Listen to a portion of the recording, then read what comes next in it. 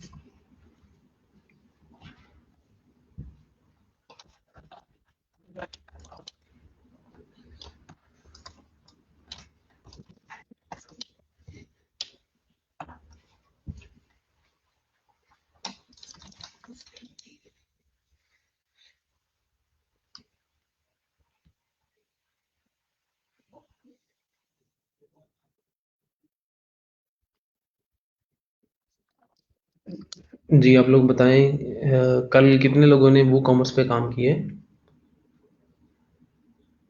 WooCommerce की installation, उसका setup और उसकी थीम कस्टमाइज़ेशन कितने लोगों ने की है?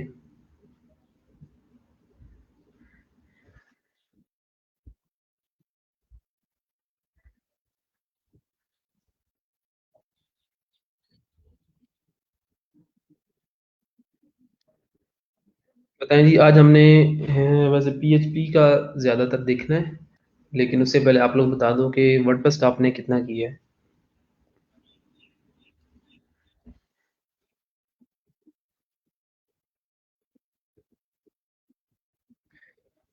कितने लोगों ने काम शुरू कर दिया वर्डप्रेस पे वूकॉमर्स का, ई-कॉमर्स स्टोर क्रिएशन का?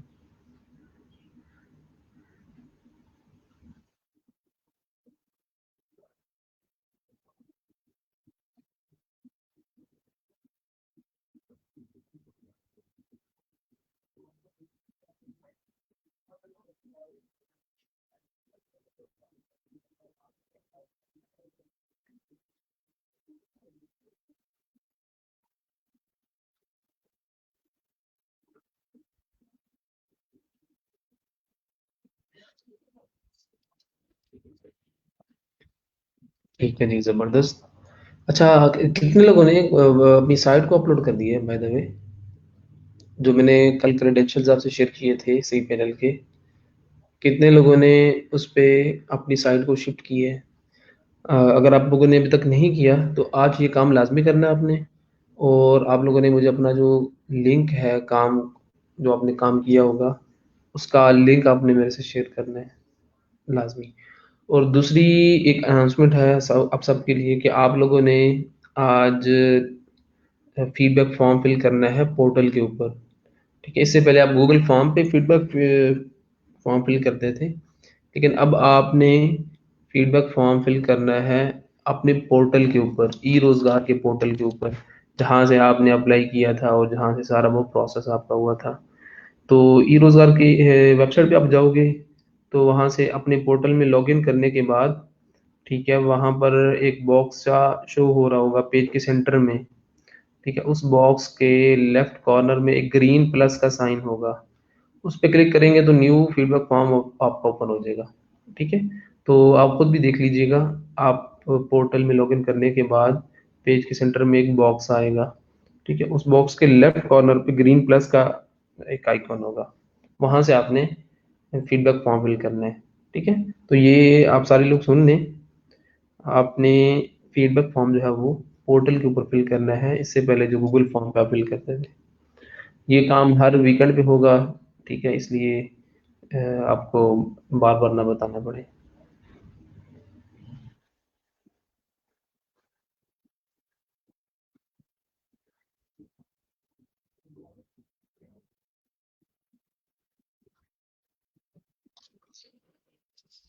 जी, आप लोगों ने काम किया, I have started my work on WordPress for WooCommerce, ज़बरदस्त राजा मोहम्मद। अच्छा, मोहम्मद ज़ुहैब, आपने कोई अपवर्क पे कोई काम किया है? मुझे आपने एक दफ़ा पोस्ट की थी शायद।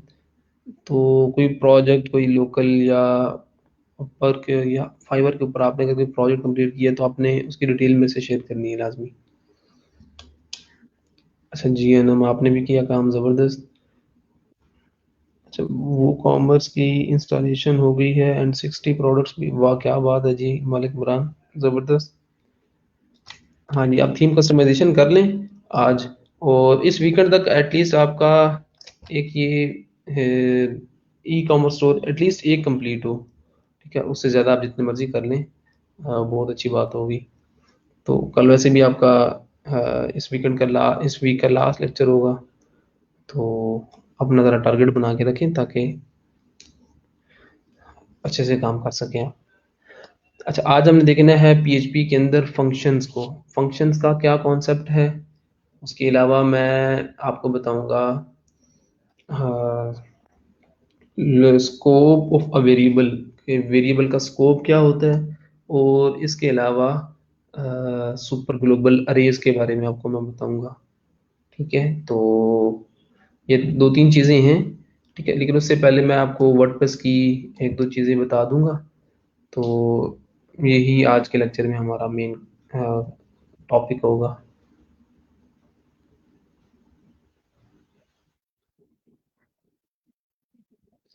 चलिए ठीक है Mohammad Saif, don't worry.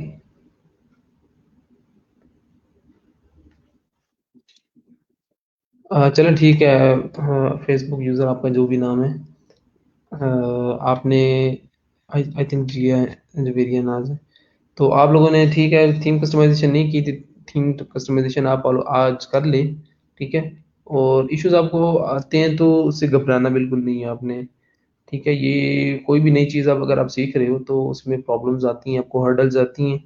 WordPress आपने लाज़मी सीखना है, चाहे जो मर्ज़ी हो जाए, जैसे भी हो, ठीक है? इश्यूज़ आएँ, आप उसको सर्च करें, डिस्कस करें, लेकिन आपने वर्डप्रेस को अच्छे तरीके से सीखना है, चूँकि वर्डप्रेस सीख लेंगे तो अ, काफ़ी ज़्यादा चांसेस होंगे कि आपको काम मिले इसका। अच्छा जी,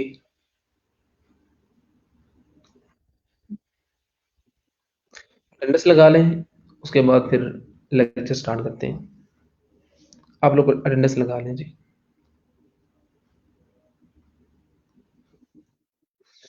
मैं आपको फंक्शंस के बारे में बताता हूँ।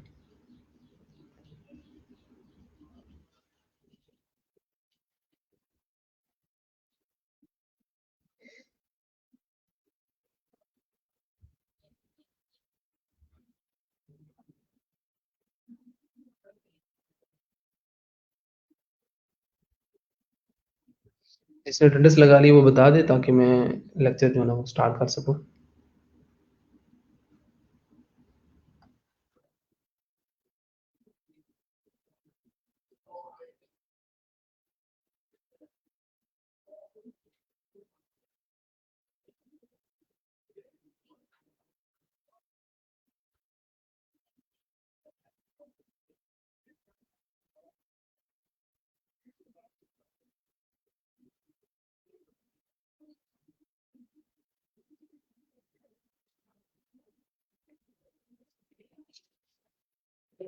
अच्छा जी, थीम इंस्टॉलेशन की है WooCommerce plugin and working on theme customization, ज़बरदस्त, ठीक हो गया जी।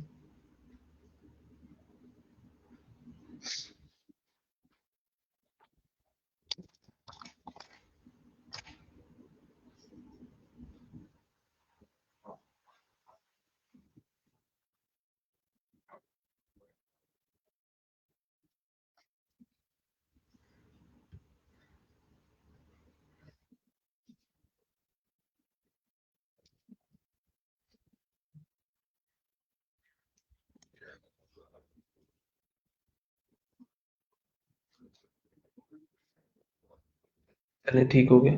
स्टार्ट करते हैं जी लेक्चर, और उसके बाद फिर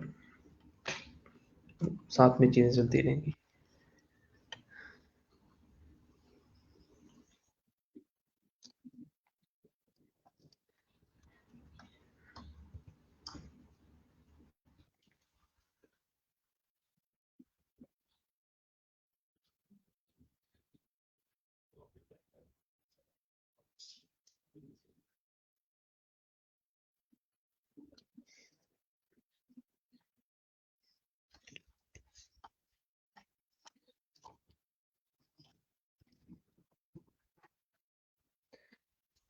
यहाँ से वो मैं आपको आज सबसे पहले मेन्यू क्रिएशन के बारे में बता दूं, और उसके बाद हम पीएचपी के ऊपर शिफ्ट होते हैं। डैशबोर्ड है। अच्छा, सबसे पहले आप ये देख लें कि वर्डप्रेस के ऊपर आप लोग मेन्यूज किस तरह क्रिएट करोगे। जिस तरह शॉपिफाई पे आपने मेन्यूज क्रिएट किए थे, यहाँ पर आप इस तरह मेन्यूज क्रिएट करोगे किसी भी वर्डप्रेस की वेबसाइट के लिए। आपने बी थीम यूज़ किया होगा, बी थीम में भी जब आप कोई डेमो इंस्टॉल करते हो तो बाय डिफ़ॉल्ट उसमें आपको कोई मेन्यूज मिल जाते हैं। तो जितने भी आप मेन्यूज क्रिएट करोगे, ठीक है, तो मेन्यूज वो मैनेज हो सकेंगे। आपके अपीयरेंस में जाएंगे, अपीयरेंस में जाके मेन्यूज पे जब आप क्लिक करोगे, ठीक है, तो यहाँ पर वो आप मेन्यू क्रिएट कर सकोगे। ठीक है, तो सबसे पहले ये देख लेते हैं कि किस तरह आप मेन्यू क्रिएट कर सकते हो नेविगेशन मेन्यू हेडर के अंदर। तो यहाँ पर आप मेन्यू नेम दोगे। मेन्यू नेम यहाँ पर मैं देता हूँ माई मेन्यू। ठीक है, और उसके बाद ये मेन्यू मैं क्रिएट करता हूँ। ठीक है, तो मेन्यू क्रिएट करने के बाद आप यहाँ पर देखेंगे कि यहाँ पर डिफरेंट ऑप्शंस आपको आ रहे हैं। ठीक है, मेन्यू नेम ये है। मेन्यू आइटम्स जो होंगे वो आपके इन 3 4 5 ऑप्शंस के थ्रू आप क्रिएट कर सकते हो। किस तरह क्रिएट कर सकते हो? फॉर एग्जांपल, ये आपके पेजेस हैं, तो किसी भी पेज को आप एज एन मेन्यू आइटम जो है ना वो क्रिएट कर सकते हो। किसी भी पेज को एज अ मेन्यू आइटम, किसी भी पोस्ट को आप एज अ मेन्यू आइटम रख सकते हो। किसी भी आप कस्टम लिंक, कोई भी आप कस्टम लिंक यहाँ पर ऐड कर सकते हो, यहाँ पर उसका टेक्स्ट लिखें।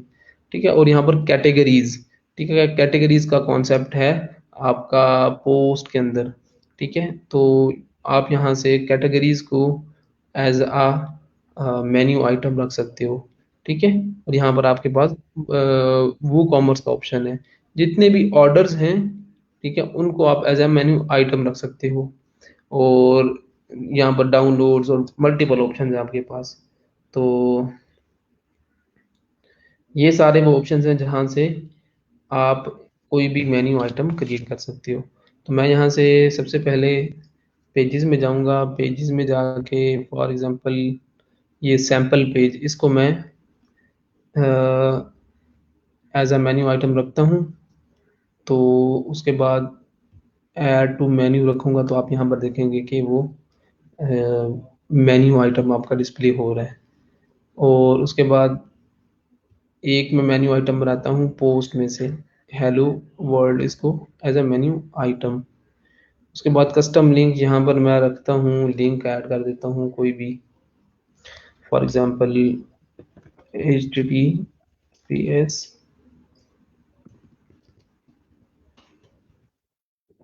google.com। ठीक है, यहाँ पर मैं वो उसका टेक्स्ट लिख दूंगा। आप देखेंगे कि तीसरा मेन्यू आइटम यहाँ से क्रिएट हो गया। ठीक है, अब कैटेगरीज में सिर्फ एक ही कैटेगरी है जिसका नाम है अनकैटेगराइज्ड, तो इसको मैं यहाँ पर रख देता हूँ। ठीक है, तो ये 3 4 मैंने मेन्यू क्रिएट कर लिए।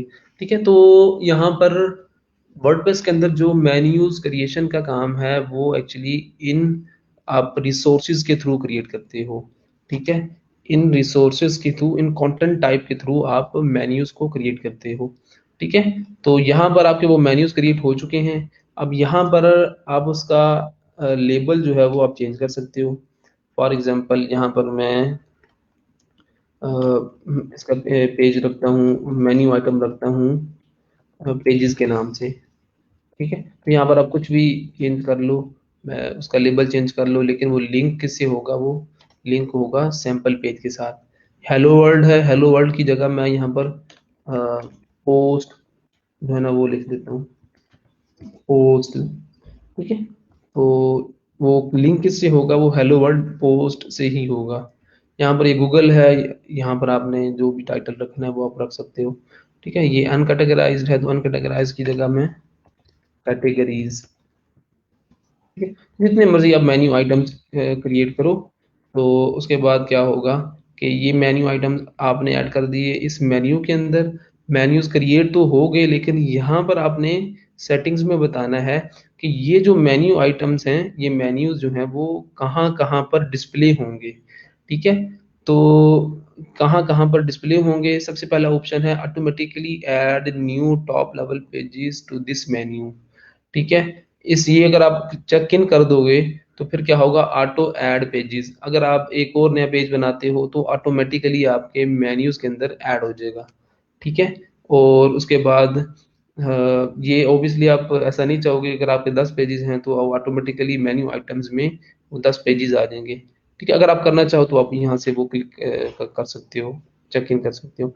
डिस्प्ले लोकेशन, ठीक है? कि ये मेन्यू आइटम्स जो हैं वो डिस्प्ले कहाँ-कहाँ पर आप कर सकते हो। प्राइमरी मेन्यू अगर आप ये चेक इन करोगे, तो जो प्राइमरी मेन्यूज़ होते हैं वो आपके हेडर में शो हो रहे होते हैं, ठीक है? हेडर के एरिया के अंदर वो शो हो रहा होता है। और अगर आप सेकेंडरी मेन्यू ये भी चेक इन करते हो, तो फिर क्या होगा, हेडर के अंदर भी शो हो रहे होंगे, और हर थीम का एक सेकेंडरी लोकेशन भी होती है मेन्यूज़ के लिए। वो साइड बार के अंदर भी हो सकती है, वो आपकी कहीं बॉटम के अंदर भी हो सकती है, ठीक है? तो उसके बाद ये आपका तीसरा एक लोकेशन है हैंडल्ड मेन्यू की, ठीक है? तो ये 2-3 आपकी लोकेशंस हैं, और ये एक फर्दर ऑप्शन है, ठीक है? मैं क्या करता हूँ, मैं सिर्फ प्राइमरी और सेकेंडरी को क्लिक कर देता हूँ, सेव मेन्यू रखता हूँ, ठीक है? तो उसके बाद आप जहाँ जाओगे कस्टमाइजेशन के ऊपर, तो यहाँ पर आप देखेंगे कि आपके वो जो मेन्यूज़ हैं वो आपके यहाँ पर नज़र आ रहे हैं प्राइमरी लोकेशन के ऊपर, ठीक है? Skip this step. अच्छा, यहाँ पर अब आप देख रहे हो कि ये आपके वो लोकेशंस हैं। I am sorry. अच्छा, ये वो प्राइमरी लोकेशन है, ये आपकी वो कोई सेकेंडरी लोकेशन आ रही है, ठीक है? तो यहाँ पर आपके वो मेन्यूज़ डिस्प्ले हो रहे हैं, ठीक है? तो आपने 2 लोकेशंस सेट की थी, तो वो 2 लोकेशंस जो हैं वो यहाँ पर डिस्प्ले हो रही हैं, ठीक है? तो ये कॉन्सेप्ट है जी मेन्यूज़ का, ठीक है? कि मेन्यूज़ आप क्रिएट, अगर आपने न्यू मेन्यू करना है तो आप फिर अगेन यहाँ से वो मेन्यूज़ आप क्रिएट कर सकते हो। तो उसके बाद अगेन ये 3 ऑप्शंस आ रहे हैं कि आपने वो जो मेन्यू है वो जो अभी क्रिएट करने जा रहे हो वो आपने डिस्प्ले कहाँ पर करवाना है, ठीक है? तो यहाँ पर वो सारे मेन्यूज़ होंगे, अगर आपने यहाँ पर आप देख सकते हो जिस तरह कि प्राइमरी मेन्यू में एक, बाय द वे मेरे पास एक ही मेन्यू है, ऑप्शन ही एक है, तो आप यहाँ पर दूसरा ऑप्शन है नहीं, वरना अगर 2 मेन्यूज़ होते, तो प्राइमरी मेन्यू में जिस तरह ये प्राइमरी मेन्यू है, यहाँ पर वो आपका माई मेन्यू डिस्प्ले हो रहा होता, ठीक है? ठीक है, यहाँ पर ये प्राइमरी मेन्यू आपका लोकेशन है, ठीक है? यहाँ पर जिस तरह मैं जब सेलेक्ट करूँगा तो आप देखेंगे कि वो यहाँ पर चेंज हो रहा है। ये प्राइमरी मेन्यू की लोकेशन है, ठीक है? और ये सेकेंडरी मेन्यू की लोकेशन है। अगर मैं इसको डीसेलेक्ट करता हूँ तो आप देखेंगे कि यहाँ से वो गायब हो जाएँगे, ठीक है? ये वो लोकेशंस हैं, और ये वर्डप्रेस के अंदर ये हर थीम के अंदर ये हर थीम की अपनी लोकेशन होगी। जो भी थीम आप सेलेक्ट करोगे, चाहे बी थीम है, चाहे कोई भी थीम है, तो उसमें मेन्यूज़ को डिस्प्ले करवाने के लिए मल्टीपल लोकेशंस होंगी, तो वो लोकेशंस प्राइमरी, सेकेंडरी, जिस तरह ये हैंडल्ड मेन्यू आ रहा है, तो ये कुछ इस तरह की भी आ सकती है। तो वो आपने बस देखना है कि जब अगर प्राइमरी मेन्यू की जो लोकेशन है आपके थीम पे वो कौन-सी है, कहाँ पर है, ठीक है? तो आप अगर डिस्प्ले करवाना चाहो करवा लो, नहीं करवाना चाहो तो ना करवाओ, ठीक है? अब ये हैंडल्ड मेन्यू जो है वो ये आपके कहीं किसी और लोकेशन पे शो हो रहे होंगे, ठीक है? ये देखना पड़ेगा कि आपको इन इसकी जो लोकेशन है वो कहाँ पर है, ठीक है? लेकिन ये 3 लोकेशंस हैं जहाँ से आप अपने मेन्यूज़ को लोकेशन को मैनेज कर सकते हो। अच्छा जी, बिल्कुल जी, आप रियल टाइम ऑर्डर आप प्लेस कर सकते हो टेस्टिंग पर्पज़ के लिए, अगर आप करना चाहो ज़ाहिद महमूद, आप ट्राई करके देख लें। तो ये मेन्यूज़ क्रिएशन के बारे में था, ठीक है? अब मैं आपको पीएचपी के बारे में बता दूँ, ठीक है? अगर मज़ीद इस तरह हम साथ-साथ में थोड़ा बहुत देखते रहेंगे इसको, वर्डप्रेस को भी, और साथ में हम पीएचपी को साथ लेकर चलेंगे। मैं आपको चलें, अभी तो वैसे वो मैंने ख़त्म कर दी है, वरना डेमो इंस्टॉल करके दोबारा मैं आपको बी थीम के जो पेज कस्टमाइज़ेशन है वो भी आपको बता देता।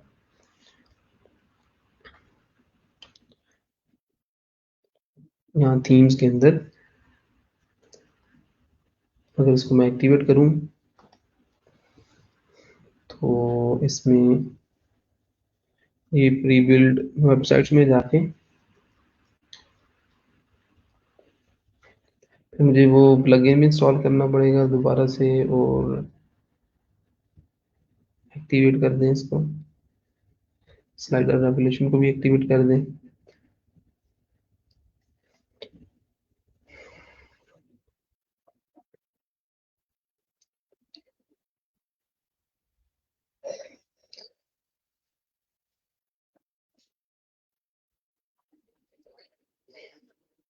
आप में से कितने बच्चों ने वैसे जो बी थीम का पेज बिल्डर है, मफन पेज बिल्डर, उसमें उस पे उन्होंने देखा है उसको, मफन पेज बिल्डर को, लाइक उसमें जो आपके पास ब्लॉक्स होते हैं बिल्ट इन, और बिल्ट इन आपके पास कुछ कंपोनेंट्स टाइप होते हैं।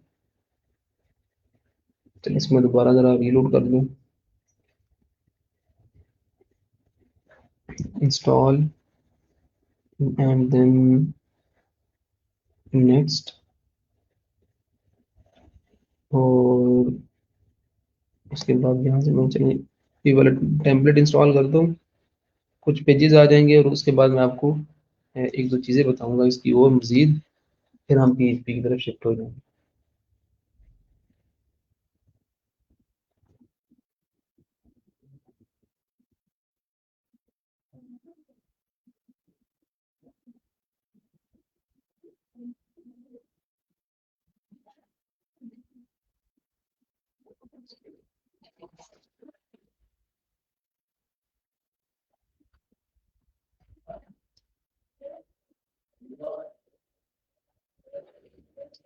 ये थोड़ा टाइम लेगा, उसके बाद जब ये इंस्टॉल हो जाएगा तो मैं आपको बता दूंगा।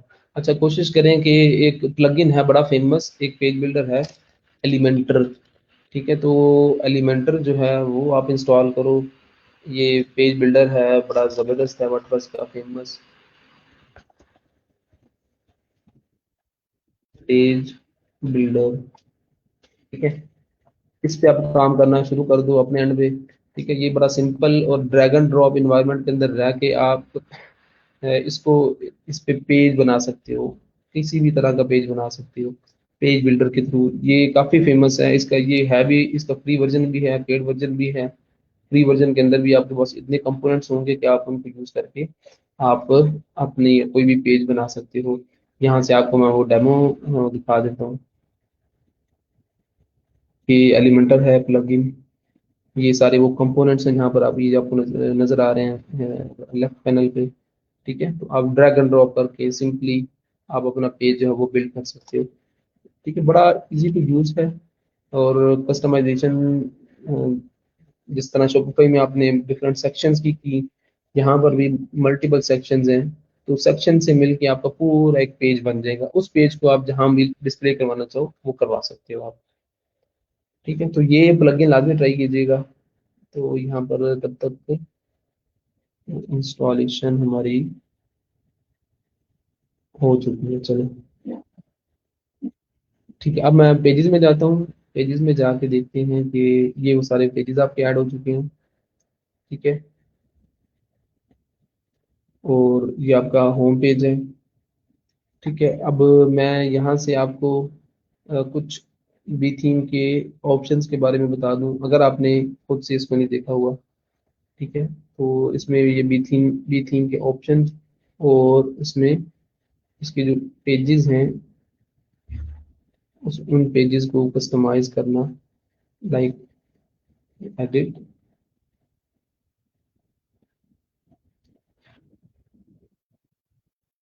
ये वो सारे पेज कस्टमाइजेशन। ठीक है, इसमें आपको मैं एक चीज़ बस बता दूं जो कि थोड़ी सी समझने वाली है, बाकी आप देखेंगे तो आपको खुद आइडिया हो जाएगा। फॉर एग्जांपल आपका,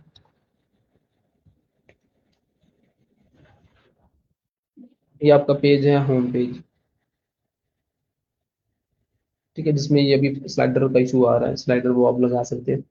अच्छा, ये वो सारे सेक्शंस हैं जो कि आपके यहाँ पर डिस्प्ले हो रहे हैं। ये होम पेज है आपका। ठीक है, होम पेज के ये वो तीन सेक्शंस हैं ये 3 सेक्शन, इनकी कस्टमाइजेशन के लिए ऑप्शंस ये आपके पास मौजूद हैं। उसके बाद नीचे आप आए तो ये हेडिंग है आपकी एक, तो हेडिंग में ये आपकी हेडिंग है, इसको आप कस्टमाइज करने के लिए ऑप्शन ये वाला मौजूद है। ठीक है, और उसके बाद ये 4 ऑप्शन फर्दर हैं, ये जो आपको 1 2 3 4 नजर आ रहे हैं। इसी तरह नीचे आप आते जाओगे, आपको वो नजर आते जाएंगे। लेकिन कुछ जिस तरह ये पोर्टफोलियो स्लाइडर है, ठीक है, इसको अगर आपने करना है कस्टमाइज, लाइक पोर्टफोलियो स्लाइडर, शायद ये है। ठीक है, तो इसकी कस्टमाइजेशन आप देखेंगे जब इसको एडिट पे जब आप क्लिक करोगे ना, एडिट पे, तो यहाँ पर आपको कोई ऐसा ऑप्शन नजर नहीं आएगा जिसके थ्रू आप इसको जिसके थ्रू आप इन इमेजेस को कस्टमाइज कर सको। ठीक है, तो ये जो इमेजेस हैं ये डायरेक्ट आपको यहाँ पर नहीं मिलेंगी। यहाँ पर आपको नजर आ रहा है काउंट, ठीक है, काउंट और ऑल कैटेगरीज, और उसके बाद order by date, order by जो है ना वो डिसेंडिंग ऑर्डर में है। उसके बाद एडवांस में ऑप्शन आपको फर्दर नजर आ रहे हैं। ठीक है, तो यहाँ पर कस्टम सीएसएस, तो यहाँ पर कोई भी ऐसा ऑप्शन नहीं है जिसके थ्रू आप पोर्टफोलियो स्लाइडर को कस्टमाइज कर सको। ठीक है, तो कुछ और भी इस तरह की चीजें आपको नजर आएंगी यहाँ पर। ठीक है, कुछ और भी चीजें नजर आएंगी, ब्लॉग जिस तरह है, तो यहाँ पर भी आपको ब्लॉग में कुछ भी नजर नहीं आ रहा, जिस तरह ये आपका ब्लॉग है। ठीक है, तो इस ब्लॉग में वो सारी जो आपको पोस्टें नजर आ रही हैं, एक्चुअली ये वो पोस्टें हैं जो कि आपके पोस्ट के ऑप्शंस के अंदर आपको नजर आएंगी, लेकिन यहाँ पर आपको कुछ भी नजर नहीं आ रहा। ठीक है, तो ये चीज मैं आपको बताना चाह रहा हूँ, ये थोड़ी सी समझने वाली है। ठीक है, कि कहीं पर भी किसी भी टेम्पलेट के अंदर अगर आपको कुछ इस तरह की चीज नजर आए, या आपको पोर्टफोलियो स्लाइडर में जाके जिस तरह आपको यहाँ पर कोई भी ऑप्शन नजर नहीं आ रहा कि आप इमेजेस चेंज कर सको, ये पोर्टफोलियो की जो 3 आपको नजर आ रही हैं, तो ये एक्चुअली आपको यहाँ पर नहीं मिलेगा। ठीक है, ये पोर्टफोलियो और इस तरह की और भी चीजें, जिस तरह ये ब्लॉग आ रहा है ऑप्शन, तो ब्लॉग के लिए भी आपको यहाँ पर ब्लॉग पोस्ट आपको यहाँ पर नजर नहीं आएगी। आप यहाँ से एडिट नहीं कर सकते, वो कहाँ से एडिट कर सकोगे, वो ऑप्शंस होंगे आपके, ये देखिए पोर्टफोलियो। ठीक है, पोर्टफोलियो यहाँ पर है, ब्लॉग के लिए ये जो पोस्टों वाला ऑप्शन है, यहाँ से वो सारी पोस्टें उठा रहा है आपका। तो पोर्टफोलियो पे जब आप क्लिक करोगे तो यहाँ पर ये देखें कि ये जो ऑप्शंस हैं जो कि आपके होम पेज पे नजर आ रहे हैं, ये देखिए, ये हैंड वॉच है, और ये मोबाइल फोन है, और ये कुछ पेंटिंग्स टाइप, ये 3 ऑप्शंस आपको यहाँ पर नजर आ रहे हैं। ये देखिए, ये वो पोर्टफोलियो है, ये वो आपकी इमेज है, ये वो मोबाइल वाली इमेज है, और ये वो पेंटिंग टाइप। ये 3 इमेजेस एक्चुअली डिस्प्ले हो रही हैं आपके होम पेज के ऊपर यहाँ पर। ठीक है, तो अगर आपने इनको कस्टमाइज करना है तो आप यहाँ पर अलग से ऑप्शन होगा पोर्टफोलियो का। ठीक है, जो कि अभी आपको मैंने दिखाया ये, तो इस पे क्लिक करोगे, तो इस इमेज को अगर आपने एडिट करना है तो एडिट इस पे क्लिक करोगे। ठीक है, तो ये वो इमेज आ जाएगी यहाँ पर। ठीक है, और इस इमेज को जैसे भी आपने डिस्प्ले करना है, ये यहाँ से आप वो एडिट कर सकते हो, रिमूव करना है रिमूव कर लो, फिर नई इमेज लगानी है तो नई इमेज लगा लो। ठीक है, तो यहाँ पर स्ट्रेच और फर्दर आपके पास ऑप्शन है इस इमेज को कस्टमाइज करने के लिए। और बिल्कुल इसी तरह ये बाकी और भी बहुत सारी इमेजेस हैं। ठीक है, ये आप इनमें से कोई भी इमेज लगा सकते हो। ठीक है, तो इसी तरह अब बैक अगर आप जाओगे तो लीव, और यहाँ पर दोबारा ये जो दूसरी इमेज है आप इसको कस्टमाइज करना चाहो तो वो भी आप कर सकते हो। ठीक है, एडिट करें तो ये वो इमेज आ जाएगी आपकी। ठीक है, तो खैर बताने का मकसद ये था कि आपको अगर यहाँ से कुछ भी ना मिले, जिस तरह ये आपको पोस्ट है यहाँ पर कुछ भी नजर नहीं आ रहा, ब्लॉग पोस्ट। ठीक है, लेकिन यहाँ पर आपका वो डिस्प्ले हो रहा है। ये देखिए, एग्जांपल ऑफ ब्लॉग स्टाइल, तो ये जो एक ब्लॉग पोस्ट ये है, दूसरी ये है, ठीक है, तीसरी ये है, चौथी ये है, पांचवी ये है, ये जो पांच, ये छठी ये भी है, हेलो वर्ल्ड। ठीक है, तो ये 6 ब्लॉग पोस्ट जो हैं ये आपको, इनको कस्टमाइज अगर आपने करना है तो यहाँ पर आपको कोई भी ऑप्शन नजर नहीं आएगा। 6, हाँ 6 नजर आ रहा है काउंट, अगर आप यहाँ पर 4 कर दोगे तो वो 4 डिस्प्ले होंगी। कॉलम्स में कितनी होंगी, 3 होंगी, 2 होंगी, 2। ठीक है, तो यहाँ पर आप वो चीज़ तो कंट्रोल कर सकते हो कि भाई टोटल जो ब्लॉग पोस्ट हैं, ये जो अभी अभी आपको 6 नजर आ रही हैं। ठीक है, 1 2 3, ये जो हेलो वर्ल्ड है, 1 2 3 4 5 6, ये जो 6 ब्लॉग पोस्ट आपको नजर आ रही हैं। ठीक है, ये 6 नजर ना आए, 4 नजर आए, एक रो में 2 नजर आए। ठीक है, जो पोस्ट की इमेज हो वो डिफॉल्ट इमेज हो जो पोस्टों पे नजर आ रही होती है। कैटेगरीज कौन सी थी, सारी कैटेगरीज, और यहाँ पर फर्दर और भी कैटेगरीज हैं। तो जो भी कैटेगरीज आप यहाँ पर सेलेक्ट करोगे उस कैटेगरी की वो पोस्टें नजर आएंगी। एडवांस में जाएंगे तो एक्सक्लूड पोस्ट, यहाँ पर आप आईडी नंबर दो कि भाई ये जो पोस्ट होगी वो एक्सक्लूड हो जाएगी, वो इंक्लूड इंक्लूड नहीं होगी। ठीक है, तो आईडी नंबर होता है हर पोस्ट का, यहाँ आप देख सकते हो। ठीक है, पोस्ट पे जाकर क्लिक करोगे तो आपको आईडी नंबर एक नजर आएगा। ठीक है, तो ये सारा कुछ आप कंट्रोल एक्चुअली कर सकते हो। ठीक है, यहाँ पर ये फर्दर और भी ऑप्शंस हैं। ठीक है, तो ये चीज़ आप यहाँ से कंट्रोल करोगे, इसको सेव कर दो। ठीक है, तो अपडेट करो तो आप देखेंगे कि ये जो आपका होम पेज है उस वो अपडेट हो जाएगा, लेकिन वो पोस्टें जो है वो आपकी वो मैनेज नहीं होंगी। अब यहाँ पर देख सकते हो कि एक दो तीन चार चार आपकी वो पोस्टें ब्लॉग पोस्ट नजर आ रही हैं, और एक रो के अंदर दो ब्लॉग पोस्ट आपको डिस्प्ले हो रही हैं। ठीक है, अब मैं आपको बताता हूँ कि अगर आपने इन ब्लॉग पोस्ट को अगर आपने कस्टमाइज करना है, लाइक ये इमेज चेंज करनी है और ये टेक्स्ट टाइटल, तो ऑब्वियसली उसका ऑप्शन आपको यहाँ पर नहीं मिलेगा। ये ब्लॉग वाले सेक्शन में यहाँ पर नहीं मिलेगा, इसका ऑप्शन आपको यहाँ पोस्टों वाले इस पोस्ट पे क्लिक करोगे। पोस्ट पे क्लिक करोगे तो यहाँ पर वो सारे आपके ब्लॉग पोस्टें आपको नजर आ रही हैं। इसमें से आप सर्च करोगे कि कौन सी वहां पर डिस्प्ले हो रही है। फॉर एग्जाम्पल डिस्प्ले हो रही है यूटी इन लोरी, कुछ इस तरह की चीज, ये टेक्स्ट आपको नजर आ रहा है। ये मैं सर्च करूंगा तो वो शायद ये है यूटी इन, तो ये वो आपका, हाँ ये वाली है। तो ये वो ब्लॉग पोस्ट है। ठीक है, इस पे जब आप क्लिक करोगे एडिट पे, तो यहाँ पर वो आपकी इमेज भी शो हो रही होगी और आपको सारा कंटेंट आपका शो हो रहा होगा। तो यहाँ से अब आप उसको कस्टमाइज कर सकते हो। ठीक है, ये आपकी वो फीचर इमेज आ गई है। तो ये चीज़ आप देख सकते हो कि ये वो सारा टाइटल है और ये सारी डिस्क्रिप्शन है और ये उसकी इमेज है। अगर आप इमेज रिप्लेस करोगे तो एक्चुअली आपके होम पेज पे यहाँ पर वो रिप्लेस हो जाएगी।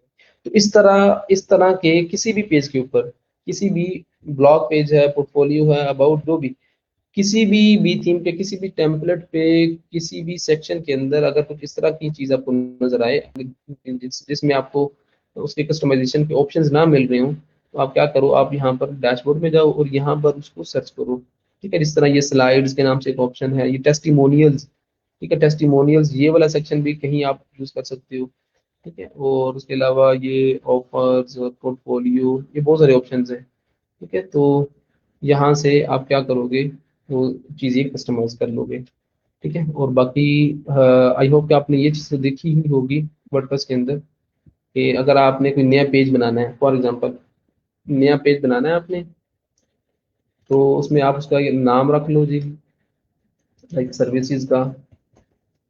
ठीक है, उसके बाद आप यहाँ पर उसको कस्टमाइज, उस पेज को बना बना आप यहाँ पर सकोगे इस पेज बिल्डर के थ्रू, मक्खन पेज बिल्डर के थ्रू। ठीक है, तो मैंने सिर्फ टाइटल दिया यहाँ पर। ठीक है, और मैं ये जो पेज क्रिएट करता हूँ ये गुटनबर्ग एडिटर के थ्रू नहीं क्रिएट करता। फॉर एग्जांपल मैं चाह रहा हूँ कि ये जो पेज क्रिएट हो ये इसके थ्रू ना हो। ये वो सारे सेक्शंस थे जो कि मैंने आपको एक लेक्चर में डिस्कस किए थे आपके साथ। ठीक है, तो ये वो सेक्शंस हैं सारे जिनके थ्रू आप एक पेज पूरा क्रिएट कर सकते हो। एक तो ऑप्शन ये वाला है आपके पास, ये इसको आप कहोगे गुटनबर्ग एडिटर। अगर आप इसके थ्रू नहीं करना चाह रहे हो तो यहाँ पर नीचे ऑप्शन आ रहा है ये आपका मफन पेज बिल्डर का, कि भाई आप यहाँ इसके थ्रू अपना पेज क्रिएट कर लो। ऐड सेक्शन पे क्लिक किया, ये आ गया। अब इसके अंदर मैं एक रैपर ऐड करूंगा, रैपर ऐड करके यहाँ पर आइटम ऐड कर दूंगा। आइटम ये सारे वो आपके आइटम्स हैं, ब्लॉक्स हैं, कंपोनेंट्स कह लो, बने बनाए। ठीक है, तो ये फर्दर बहुत सारे ऑप्शंस हैं आपके पास। इसमें आपके पास टाइपोग्राफी के अलग से होंगे, ये टाइपोग्राफी से मुराद के टेक्स्ट जिसके ऊपर आप लिख सकोगे। ठीक है, बॉक्सेस एंड इन्फोग्राफिक्स। ठीक है, बॉक्सेस जितने भी होंगे वो यहाँ पर आप, ये इमेज बॉक्स और जूम बॉक्स और फ्लैट बॉक्स। ठीक है, कंटेंट ब्लॉक्स, ये सारे आपके पास शायद इसको देखने वाली ये सारी चीज़ें हैं। ठीक है, तो यहाँ पर आप कोई भी किसी भी तरह का कंपोनेंट ऐड कर सकते हो अपने पेज के अंदर। फॉर एग्जांपल मैं ट्रेलर बॉक्स या ये फोटो बॉक्स सिंपल सा मैं इसको ऐड करता हूँ। ठीक है, तो यहाँ पर ये मैंने एक आइटम ऐड कर दिया और यहाँ से उसको मैं कंट्रोल कर सकता हूँ। ये एक्चुअली ये वो प्लस माइनस के निशान है जिसके थ्रू इसकी विड्थ कंट्रोल होगी। आप देख सकते हो कि यहाँ पर अगर मैं 3/4, 4/5 5/6 वन बाय वन करूंगा तो ये पूरी विड्थ एक इमेज आपकी लेगी। अगर माइनस करूंगा तो यहाँ पर आप देख सकते हो 3/4, ये डिफरेंट रेशियोज हैं। ठीक है, 3/5, 1/2, 1/2, 1/2, अगर मैं ये 1/2 है, और एक और अगर आइटम मैं 1/2 का करूंगा ऐड आइटम, ठीक है, तो आप देखेंगे कि वो पूरा आपका फिल हो जाएगा। इसको भी 1/4 की बजाय 1/2 कर देता हूँ मैं। अब क्या है कि एक पूरी रो के अंदर दो आपके आइटम्स ऐड हो रहे हैं, 1/2 प्लस 1/2, इनको ऐड करेंगे तो ऑब्वियसली 1 बनेगा। तो अगर मैं और कम करना चाह रहा हूँ 1/3 फॉर एग्जाम्पल, तो ये 1/3 आ गया, तो इसको भी 1/3। तो इसी का ही अगर मैं क्लोन बनाना है, मैंने क्लोन, तो ये ऑप्शन मौजूद है क्लोन का, ये देखिए। इस पे क्लिक करूंगा तो इसी तरह का ही एक कंपोनेंट यहाँ पर डिस्प्ले हो जाएगा, जिससे क्या होगा, आप, ठीक है जी, फिर जी अनाज आप इसमें स्टक थे पोर्टफोलियो में, तो कोई आपकी वो चलिए, आई होप कि अब आपको समझ में ये चीज़ आ चुकी होगी। इसके अलावा और भी बहुत सारे बच्चे होंगे जिनको ये इशू आ रहा होगा। ठीक है, तो आपने क्या करना है, इसी तरह वो सर्च करना है तो आपको वो चीज़ मिल जाएगी। अच्छा, मजीद मैं आपको फिर जो बात बता रहा था उसको मैं कंटिन्यू करता हूँ। अच्छा, तो एक रो के अंदर आपने ये 3 आइटम्स रख लिए। अब वन बाय वन आप इसको एडिट करो। ये यहाँ से मैं एडिट करूँगा, यहाँ पर मैं टाइटल दे देता हूँ। टाइटल मैं देता हूँ यहाँ पर फर्स्ट इमेज के नाम से ही कर लेते हैं जी। यहाँ पर वो मैं इमेज जो है वो मैं सेलेक्ट कर देता हूँ। इमेज जो मैं सेलेक्ट करता हूँ ये वाली कर लेता हूँ। इसका मैंने वो दे दिया है, ये आपने देखा है कि यूज रीयूज मैं कर रहा हूँ। इसका मैंने आल टेक्स्ट कल ही डिफाइन कर दिया है। ठीक है, उसके बाद यहाँ पर उसका मैं कंटेंट डिस्प्ले कर सकता हूँ, और उसको मैं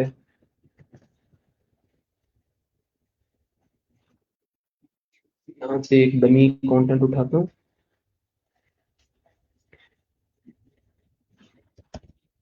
और उसके बाद उसको यहाँ पर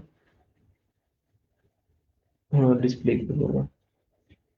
ठीक है, और ये सारे वो ऑप्शन हैं, ये आपको पता है कि आप इनसे वो कंट्रोल कर सकते हो, सारी वो फॉर्मेटिंग कर सकते हो। ठीक है, तो खैर इसको मैं दोबारा नहीं बताऊंगा। टेक्स्ट अलाइन लेफ्ट है, राइट है, सेंटर में है, तो सेंटर में ही रखूंगा मैं ऑब्वियसली। ठीक है, लिंक, ठीक है, इस पे जब क्लिक हो तो क्या चीज़ ओपन हो। ठीक है, कोई लिंक आप यहाँ पर लगा लो। ठीक है, तो ये मैं एक सेक्शन को कस्टमाइज कर देता हूँ, तो बाकी जो सेक्शन होंगे वो इसी तरह ही आप कस्टमाइज करोगे। लिंक टारगेट सेल्फ या न्यू टैब के अंदर। ठीक है, कि जब कोई लिंक उस पर क्लिक करे इमेज के ऊपर, इस लिंक पे, तो क्या वो उसी पेज के अंदर ओपन हो या न्यू टैब के अंदर ओपन हो। ठीक है, ग्रे स्केल इमेज, यहाँ पर आप यस और नो। ठीक है, ग्रे स्केल जब आप वो ग्रे स्केल इमेज का कॉन्सेप्ट आता है कि आई आई गेस ये वो चीज़ है जब आपकी इमेज डिस्प्ले नहीं हो रही होगी, तो उसमें फिर वो एक ब्लू प्रिंट टाइप आपकी इमेज होगी। अच्छा, नो एनिमेशन या animation fade in fade up, तो ये बहुत सारी आपके पास एनिमेशन हैं। इनमें से आप कोई भी एक एनिमेशन अप्लाई कर दोगे तो वो उसके ऊपर अप्लाई हो जाएगी। तो यहाँ पर कस्टम सी एस, यहाँ पर क्लासेस के नेम आप बताओगे। ठीक है, तो एडिशनल क्लासेस, तो ये सारा आपने कस्टमाइज कर लिया, सेव चेंज करो। ठीक है, अब मैं इसको रिमूव करता हूँ इसे, इसको और इसको, क्योंकि ये दोनों कस्टमाइज नहीं किए हुए, ये मैंने कस्टमाइज की हुई थी चीज़। ठीक है, चीज़ें मैंने ऐड कर दी, इसका मैं क्लोन बनाता हूँ, ये दो क्लोन बना रही है। ठीक है, तो एक रो ऐड कर ली, उसमें ये सारा पेज ऐड हो गया। इसको मैं पब्लिश करूँगा, और उसके बाद व्यू करूँगा, तो आप देखेंगे कि वो ये आपकी 3, अच्छा, ये ग्रे स्केल इमेजेस का मतलब ये था कि जिस तरह ये आपको एक ग्रे इफेक्ट मिल रहा है। ठीक है, तो इसका मतलब ये था कि वो लाइक वो ब्लू प्रिंट टाइप की चीज़ हो गई, या ग्रे मतलब विदाउट कलर्स। ठीक है, तो ये आपका 3 सेक्शन ऐड हो गए। ठीक, एक नया पेज आपने बना लिया सर्विसेज का। ठीक है, और अगर मजीद आप इस पूरे सेक्शन का क्लोन बनाना चाह रहे हो, ये देखें, ये पूरा जो सेक्शन है यहाँ पर, ये जिसमें 3 आइटम्स हैं, इसका क्लोन बनाना ये अलग काम है, इसका क्लोन। ठीक है, यहाँ पर भी एक ऑप्शन है कि आप इसका भी क्लोन बना सकते हो। अब मैंने ये क्लोन बनाया, तो अब क्या है कि ये अलग से एक रैपर है, रैपर जिसने रैप किया हुआ है 3 आइटम्स को, और ये अलग से रैपर है ये वाला, ये आप देख सकते हो। ठीक है, तो इसमें अगर मैं इसको दोबारा पब्लिश करूंगा, ठीक है, और अपडेट करता हूँ, अपडेट करें जी, और पेज को प्रीव्यू करें। तो आप देखेंगे कि वो 6 सेक्शंस आपको यहाँ पर डिस्प्ले हो रहे हैं। ये एनिमेशन आपके पास इम्प्लीमेंट जो हो रही है वो भी आपके सामने है। ठीक है, तो ग्रे स्केल जो है ना वो अच्छा नहीं लग रहा, वैसे आप इसको ख़त्म कर दीजिए। ये बाकी वाला जो चीज़ें हैं ये ख़त्म कर दूँ।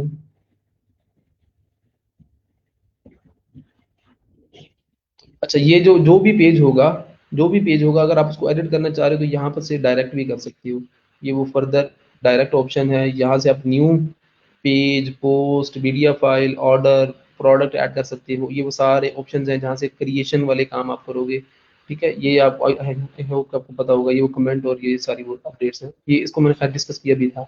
एडिट पेज पे क्लिक करोगे तो फिर आप दोबारा इस पेज के वो बैकएंड पे आप पहुंच जाओगे, जिसमें आप इसको एडिट कर सकोगे।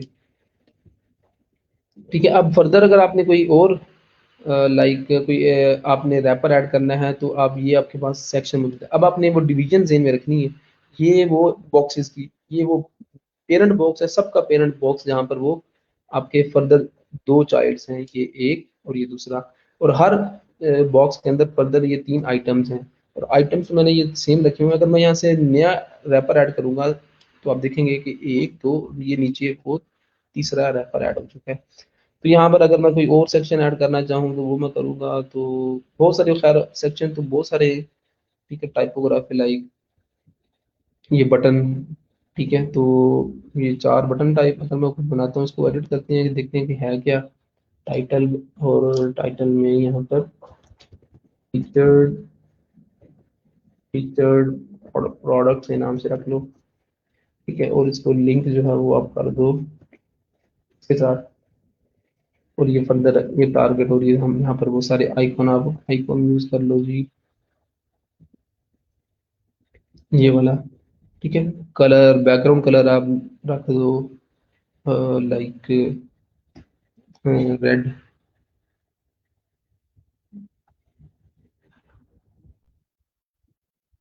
रेड कलर आप बैकग्राउंड में रख दो। फॉन्ट कलर, टेक्स्ट कलर जो है वो आप रख दो वाइट में। और जो साइज है इसका वो लार्ज, लार्ज बटन रखना चाह रहे हो तो लार्ज, या डिफॉल्ट रखना चाह रहे हो तो डिफॉल्ट रख लो। ठीक है, फुल विड्थ ले ना ले, यस या नो।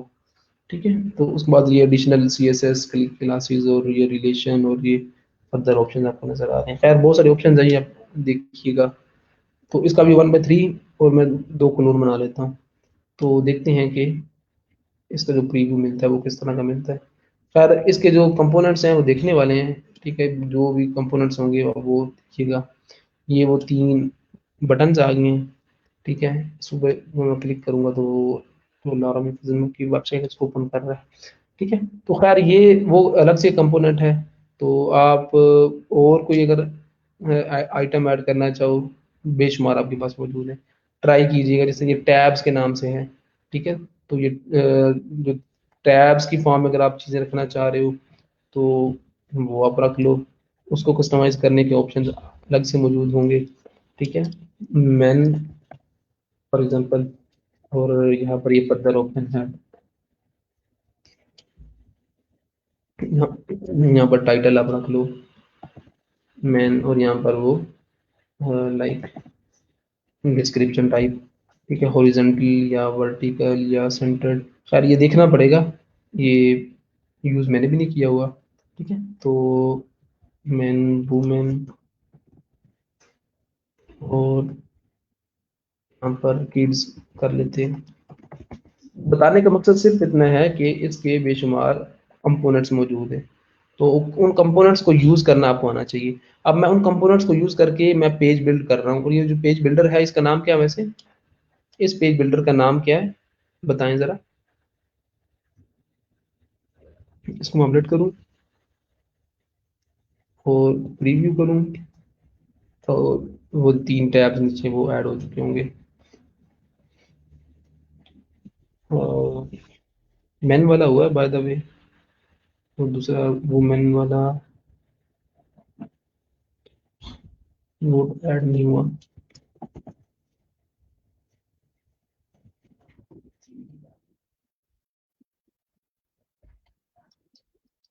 इस तरह आप इसको भी ऐड कर लोगे और किड्स को भी ऐड कर लोगे, तो तीनों टैब्स आपके वो शो हो रहे होंगे। ठीक है, तो आप देख सकते हैं कि ये पेज एक बिल्ड हो रहा है। इस पेज को आप कहीं पर भी यूज कर सकते हो, और ये जो पेज बिल्ड होगा, ठीक है, ये आपका बगैर कोड के आप इसको बिल्ड कर रहे हो ड्रैग एंड ड्रॉप एनवायरनमेंट के थ्रू। तो जितनी ज्यादा कमांड आपको किसी भी पेज बिल्डर के ऊपर होगी, जितने अच्छे पेज बिल्डर के ऊपर आपका हाथ बैठा होगा, आपकी प्रैक्टिस होगी, तो उतने ही ज्यादा अच्छे आप पेजेस बना सकोगे।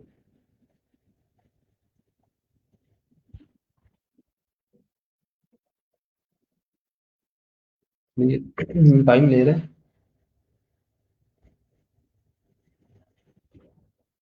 तो खैर आपको अंडरस्टैंडिंग तो होगी होगी कि कैसे वो बनाते हैं। हाँ जी, मफन पेज बिल्डर है ये, बिल्कुल। तो आई होप कि आपको चीज़ें समझ में आ रही होंगी किस तरह पेजेस बनाए जाते हैं। अब मैंने पेज बना लिया। अब मैं दोबारा बैक इस पे जाता हूँ, ठीक है, बैकएंड पे, या यहीं से मैं कस्टमाइज पे अगर क्लिक करूँ। आई डोंट नो कि ये क्यों नहीं चल रहा है।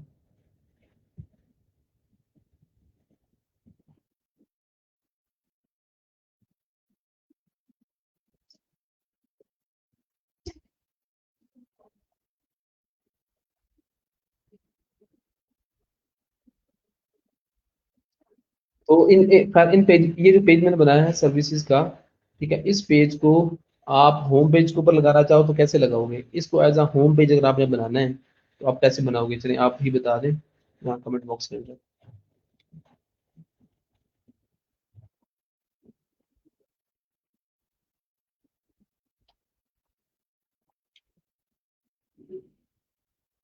मैंने अगर इस सर्विसेज वाले पेज को एज अ होम पेज बनाना है, अगर बनाना हो तो कैसे मैं बनाऊंगा?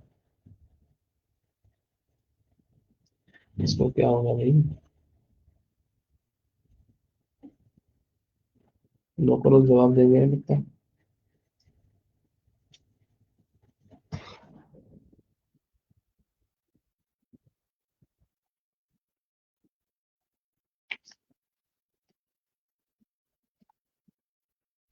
हाँ जी, ये जो मक्खन पेज बिल्डर है ये सिर्फ और सिर्फ आपका इसमें है, बी थीम के अंदर है। इसके अलावा जो मैंने आपको एलिमेंटर बताया ना, एलिमेंटर, वो पेज बिल्डर इससे भी ज़्यादा अच्छा है।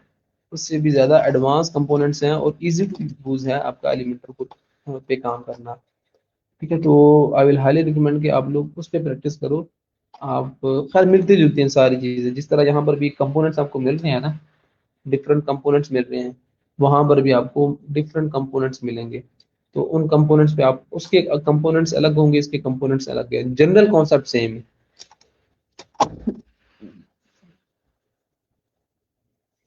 तो जनरल कॉन्सेप्ट आपका सेम है, बाकी जो चीज़ें हैं वो थोड़ी सी डिफरेंट हैं, उसका लेआउट डिफरेंट होगा, लेकिन वो ज़्यादा यूज़ किया जाता है मार्केट के अंदर। विजुअल कंपोजर के नाम से भी एक बहुत अच्छा प्लगइन है, पेड प्लगइन है। ठीक है, वो इसके अंदर भी आपको वैसे मिलेगा। विजुअल कंपोजर के थ्रू आप बनाओ, इसके थ्रू बनाओ, आप मफन पेज बिल्डर के थ्रू, एलिमेंटर के थ्रू बनाओ, और वो सारे प्लगइन्स हैं पेज बिल्डर, लेकिन जो फेमस हैं वो आपके ये वाले हैं। इनके थ्रू आप बनाओगे तो ज़्यादा अच्छा होगा। चलो यार, ये इसको ख़त्म करते हैं। ठीक है, ये अब इसमें कोई इशू आ रहा लगता है। चलिए, यहाँ आ गए सर्विसेज। इसको, ये आपका वो पेज था, ठीक है, मैन वूमेन, और इसी तरह तीसरा आ जाएगा। तो अगर मैंने इसको करना है होम पेज पे लगाना है, तो मैं यहाँ पर जाऊँगा, होम पेज सेटिंग में जाके वो जो पेज है सर्विसेज वाला, वो मैं सेलेक्ट कर लूँगा। तो क्या होगा कि आपका वो जो होम पेज है, वेबसाइट का होम पेज, उसके ऊपर ये आपका ये वाला पेज लग जाएगा। ठीक है, उसके बाद अगर आप भी होम पेज को ओपन करोगे तो वो सर्विसेज वाला पेज ओपन होगा। तो आप देख सकते हो कि अगर आपको काम करना आता है तो बड़े अच्छे से आप बना सकते हो, पेज बिल्डर्स के थ्रू पेजेस बना सकते हो। तो उस पेज को जहाँ पर भी जैसे भी आपने यूज करना है वो आप कर लो। ठीक है, एडिशनल सी एस एस की क्लासेस अगर आपने भी किसी कहीं पर इम्प्लीमेंट करनी है, तो चलो वो भी मैं आपको आज बता ही देता हूँ कि किस तरह आप custom C S S implement कर सकते हो। आप किसी भी कंपोनेंट के ऊपर, वर्डप्रेस के किसी भी कंपोनेंट के ऊपर, माई क्लास, यहाँ पर आप क्लास डिफाइन करो, यहाँ पर आप कलर डिफाइन कर दो, कलर आप रख दो जी रेड, और बैकग्राउंड कलर आप रख दो लाइक, बैकग्राउंड कलर आप रेड रख दो, और जो कलर है वो आप रख दो वाइट। उसके बाद फॉन्ट साइज आप रख दो कुछ भी, फॉन्ट साइज आप रख दो 30 पिक्सल या 50 पिक्सल रख दो, 30 पिक्सल या 40 पिक्सल रख दो। ठीक है, तो यहाँ पर वो सारी CSS की क्लासेस आप डिफाइन करोगे, ये काम आपको आता है। ठीक है, मैं एक्चुअली आपको बताना चाह रहा हूँ कि किस तरह कस्टम CSS आप इम्प्लीमेंट कर सकते हो। लाइक अगर कोई कहीं पर कोई स्टाइल चेंज नहीं हो रहा किसी का, ठीक है, तो आप क्या करो, यहाँ पर अलग से क्लास डिफाइन करो, क्लास डिफाइन करो, क्लास की वो प्रॉपर्टीज आप डिफाइन करो। ये बड़ा ही इंपॉर्टेंट काम है, खास तौर पे जब बग फिक्सिंग के प्रोजेक्ट्स पे आप काम कर रहे होंगे, और जब कोई क्लाइंट आपको छोटा मोटा काम देगा, तो उस सिनेरियो में आपको CSS आती है, लेकिन इम्प्लीमेंट कैसे करनी है वो इस तरह करोगे आप। अलग से क्लास डिफाइन करो, उसमें प्रॉपर्टीज डिफाइन कर दो जो भी आपने करनी है। ठीक है, पब्लिश करो, पब्लिश करने के बाद आप इस क्लास को कहीं पर भी यूज कर सकते हो। लाइक ये सर्विसेज का पेज है आपका, तो इस सर्विसेज के पेज में एडिट करो, और एडिट करने के बाद खैर इसमें तो सिर्फ इमेज है, चलो इसमें इम्प्लीमेंट करके देख लेते हैं। यहाँ पर वो माई क्लास, माई क्लास आप ये इम्प्लीमेंट करो। ठीक है, इस पे भी माई क्लास जो है वो इम्प्लीमेंट आप कर दो, अपडेट करो। तो उसके बाद आप इसको प्रीव्यू करो। इस पे वैसे वो इम्प्लीमेंट अभी तक नहीं हुई, आप देख लेते हैं अभी।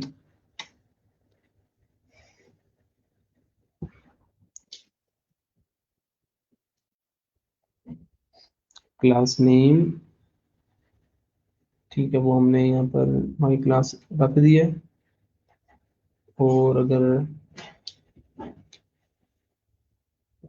यही वो माई क्लास यहाँ पर है,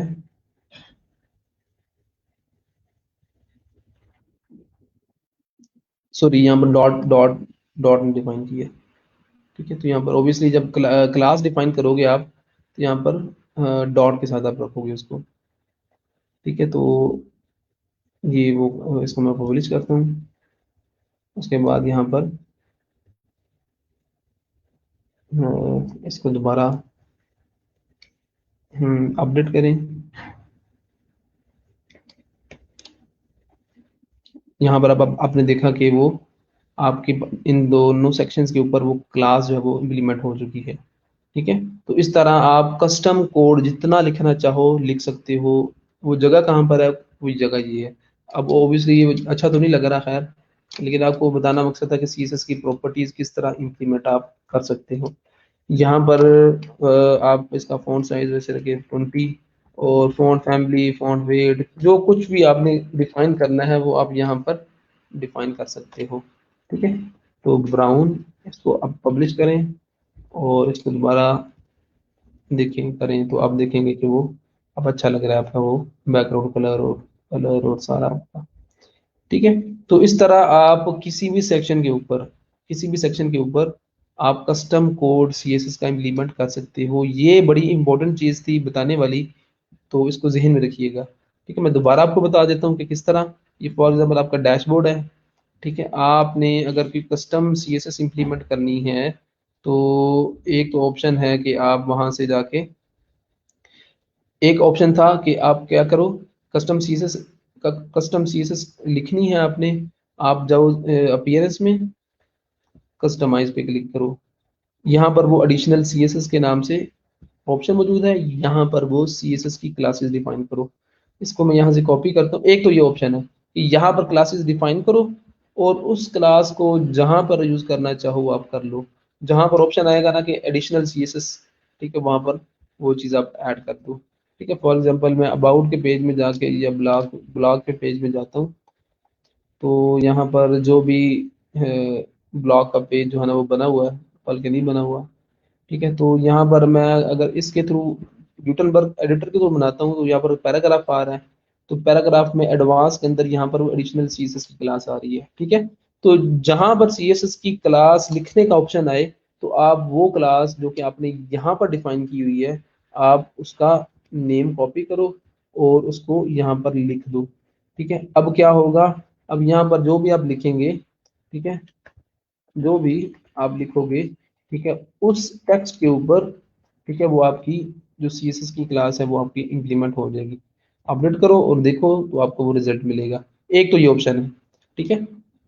एक ये ऑप्शन है कि CSS की क्लास कहाँ पर डिफाइन करो, कस्टमाइज के ऑप्शन में जाके, ठीक है, कस्टमाइज पेज को कस्टमाइज करने के लिए, थीम को कस्टमाइज करने के लिए एडिशनल CSS यहाँ पर वो आप क्लास डिफाइन करो। एक तो ये ऑप्शन है, ठीक है। दूसरा ऑप्शन क्या है कि आप यहाँ पर डिफाइन ना करो, बैकएंड पे जाओ, दोबारा डैशबोर्ड ओपन करो, अपीयरेंस में जाके थीम एडिटर, ये वो ऑप्शन है जहां पर आप कस्टम कोड लिख सकते हो, आई अंडरस्टैंड। ठीक है, वो आपको वार्निंग दे रहा है कि ये जो कोड है, ये यहाँ पर कोड ध्यान से लिखिएगा। तो क्या करो, यहाँ पर वो माई क्लास जो है आपने डिफाइन की थी, वो आप कोड यहाँ पर डिफाइन कर दो। ठीक है, यहाँ पर आप कलर इसका रख लो, लाइक माई क्लास 2 कर लेते हैं इसको। कलर आप रख दो इसका ब्लू, और कलर इसका वाइट ही रखें। बैकग्राउंड कलर जो है वो इसका हम यहाँ पर रख देते हैं लाइक ब्लू। फॉन्ट साइज आप रख लो इसका 20 पिक्सल। ठीक है, तो यहाँ पर जितनी भी CSS की प्रॉपर्टीज हैं वो आप यहाँ पर डिफाइन करोगे, और उसके बाद यहाँ पर आप उस क्लास को कहीं पर भी यूज कर सकते हो। थीम एडिटर, एक ये ऑप्शन है थीम एडिटर का, ठीक है, ये सारे लोग सुन लें। ये अगेन मैं कह रहा हूँ कि जब खासतौर पे कस्टम कोड आपने लिखना होता है, जब आपके बग फिक्सिंग के प्रोजेक्ट्स होते हैं, स्टाइल इश्यूज को रिमूव करने के, खत्म करने के जो प्रोजेक्ट्स होते हैं छोटे मोटे, उसमें ये CSS के थ्रू ही आप काम करते हो। तो CSS आप यहाँ पर अपनी लिखोगे, ठीक है, और उसको आप सेव अपडेट कर दो फाइल को, और इस क्लास को जहाँ पर यूज करना चाहो आप कर लो।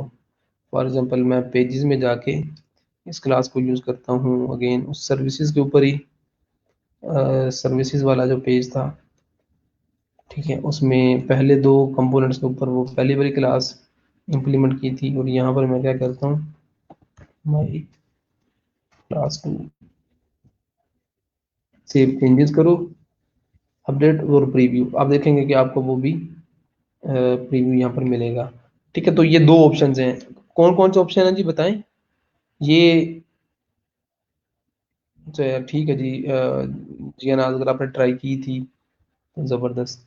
अच्छा जी, ऑप्शंस कौन कौन से हैं, कैसे कैसे आप कस्टम CSS कहाँ कहाँ पर अच्छा, ये सिर्फ बी थीम से नहीं है, यहाँ पर कोई थीम स्पेसिफिक चीज भी आपको मैंने नहीं बताई। कोई भी थीम होगा वर्डप्रेस का, कोई भी थीम होगा, यहाँ पर कस्टमाइज का ऑप्शन तो आएगा ही सही। यहाँ पर कस्टमाइज पे क्लिक करेंगे तो एडिशनल CSS का ऑप्शन वहां पर लाजमी आएगा। तो कोई भी थीम होगा, ठीक है, और ये थीम इंडिपेंडेंट चीजें जो चीजें हैं जो कि आपको मैंने बताई हैं। एक एडिशनल CSS यहाँ के थ्रू ओपन करो, या दूसरा थीम एडिटर। ठीक है, तो एडिशनल CSS लिखो, यहाँ पर आप मीडिया क्वेरीज डिफाइन करो, यहाँ पर आप बूटस्ट्रैप की क्लासेस, लाइक इसमें कहीं कस्टम क्लासेस जितनी मर्जी जैसे मर्जी आप डिफाइन करना चाहो करो, और उसको जहां पर यूज करना चाहो वो यूज भी कर सकते हो। खैर, अब ये दोबारा ये तंग कर रहा है, तो आप देखेंगे कि आपको वो रिजल्ट्स आपको मिलेंगे उसके। ठीक है, इसको मैं ख़त्म करता हूँ जी, और अब हम दोबारा अब उस पर जाते हैं, PHP के ऊपर काफ़ी टाइम हो चुका है।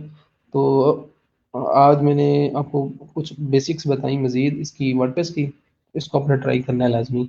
आप कोशिश करें कि, हाँ जी, थीम एडिटर के थ्रू आप कोशिश करें कि आप लोग जो कस्टम CSS है उसको भी इम्प्लीमेंट करो, और पेजेस बनाओ, न्यू पेजेस बनाओ मल्टीपल। तो आपको वो सारी चीज़ें जो है ना, वो आपकी पूरी वर्डप्रेस की वेबसाइट जो है वो आपकी कंप्लीट होनी चाहिए। इसको ख़त्म करते हैं जी, अब काफ़ी टाइम हो गया।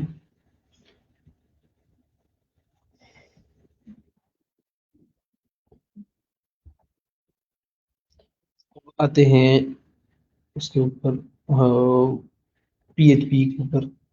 ठीक है, PHP के लिए मैं यहाँ से PHP Storm को ओपन करता हूँ।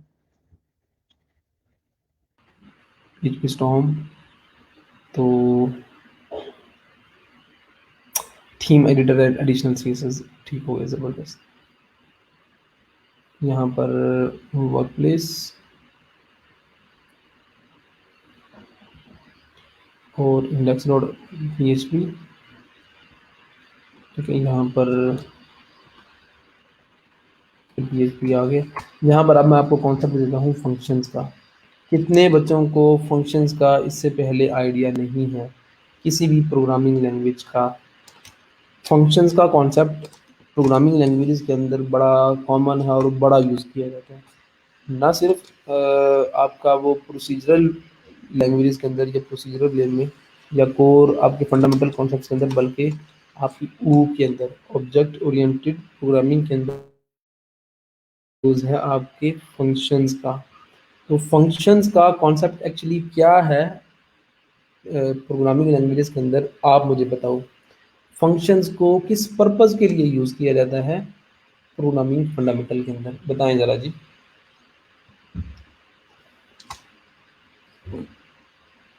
ठीक हो गया, आप लोगों ने फंक्शन पे काम किया है।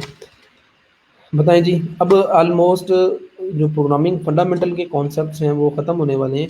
उसके बाद मैं आपको जो असाइनमेंट्स दूंगा वो आपकी कस्टम कोड वाली असाइनमेंट्स होंगी, क्विज़ेस होंगे, ठीक है। तो उसके लिए आप रेडी रहें। बताएं जी, फंक्शंस का कॉन्सेप्ट क्या है? हाँ, functions are block of code use to perform certain actions, certain functions. बिल्कुल सही कहा आपने जी। बाकी लोग भी बताएं, अपने अल्फाज में बताएं जी कि फंक्शंस का क्या कॉन्सेप्ट है।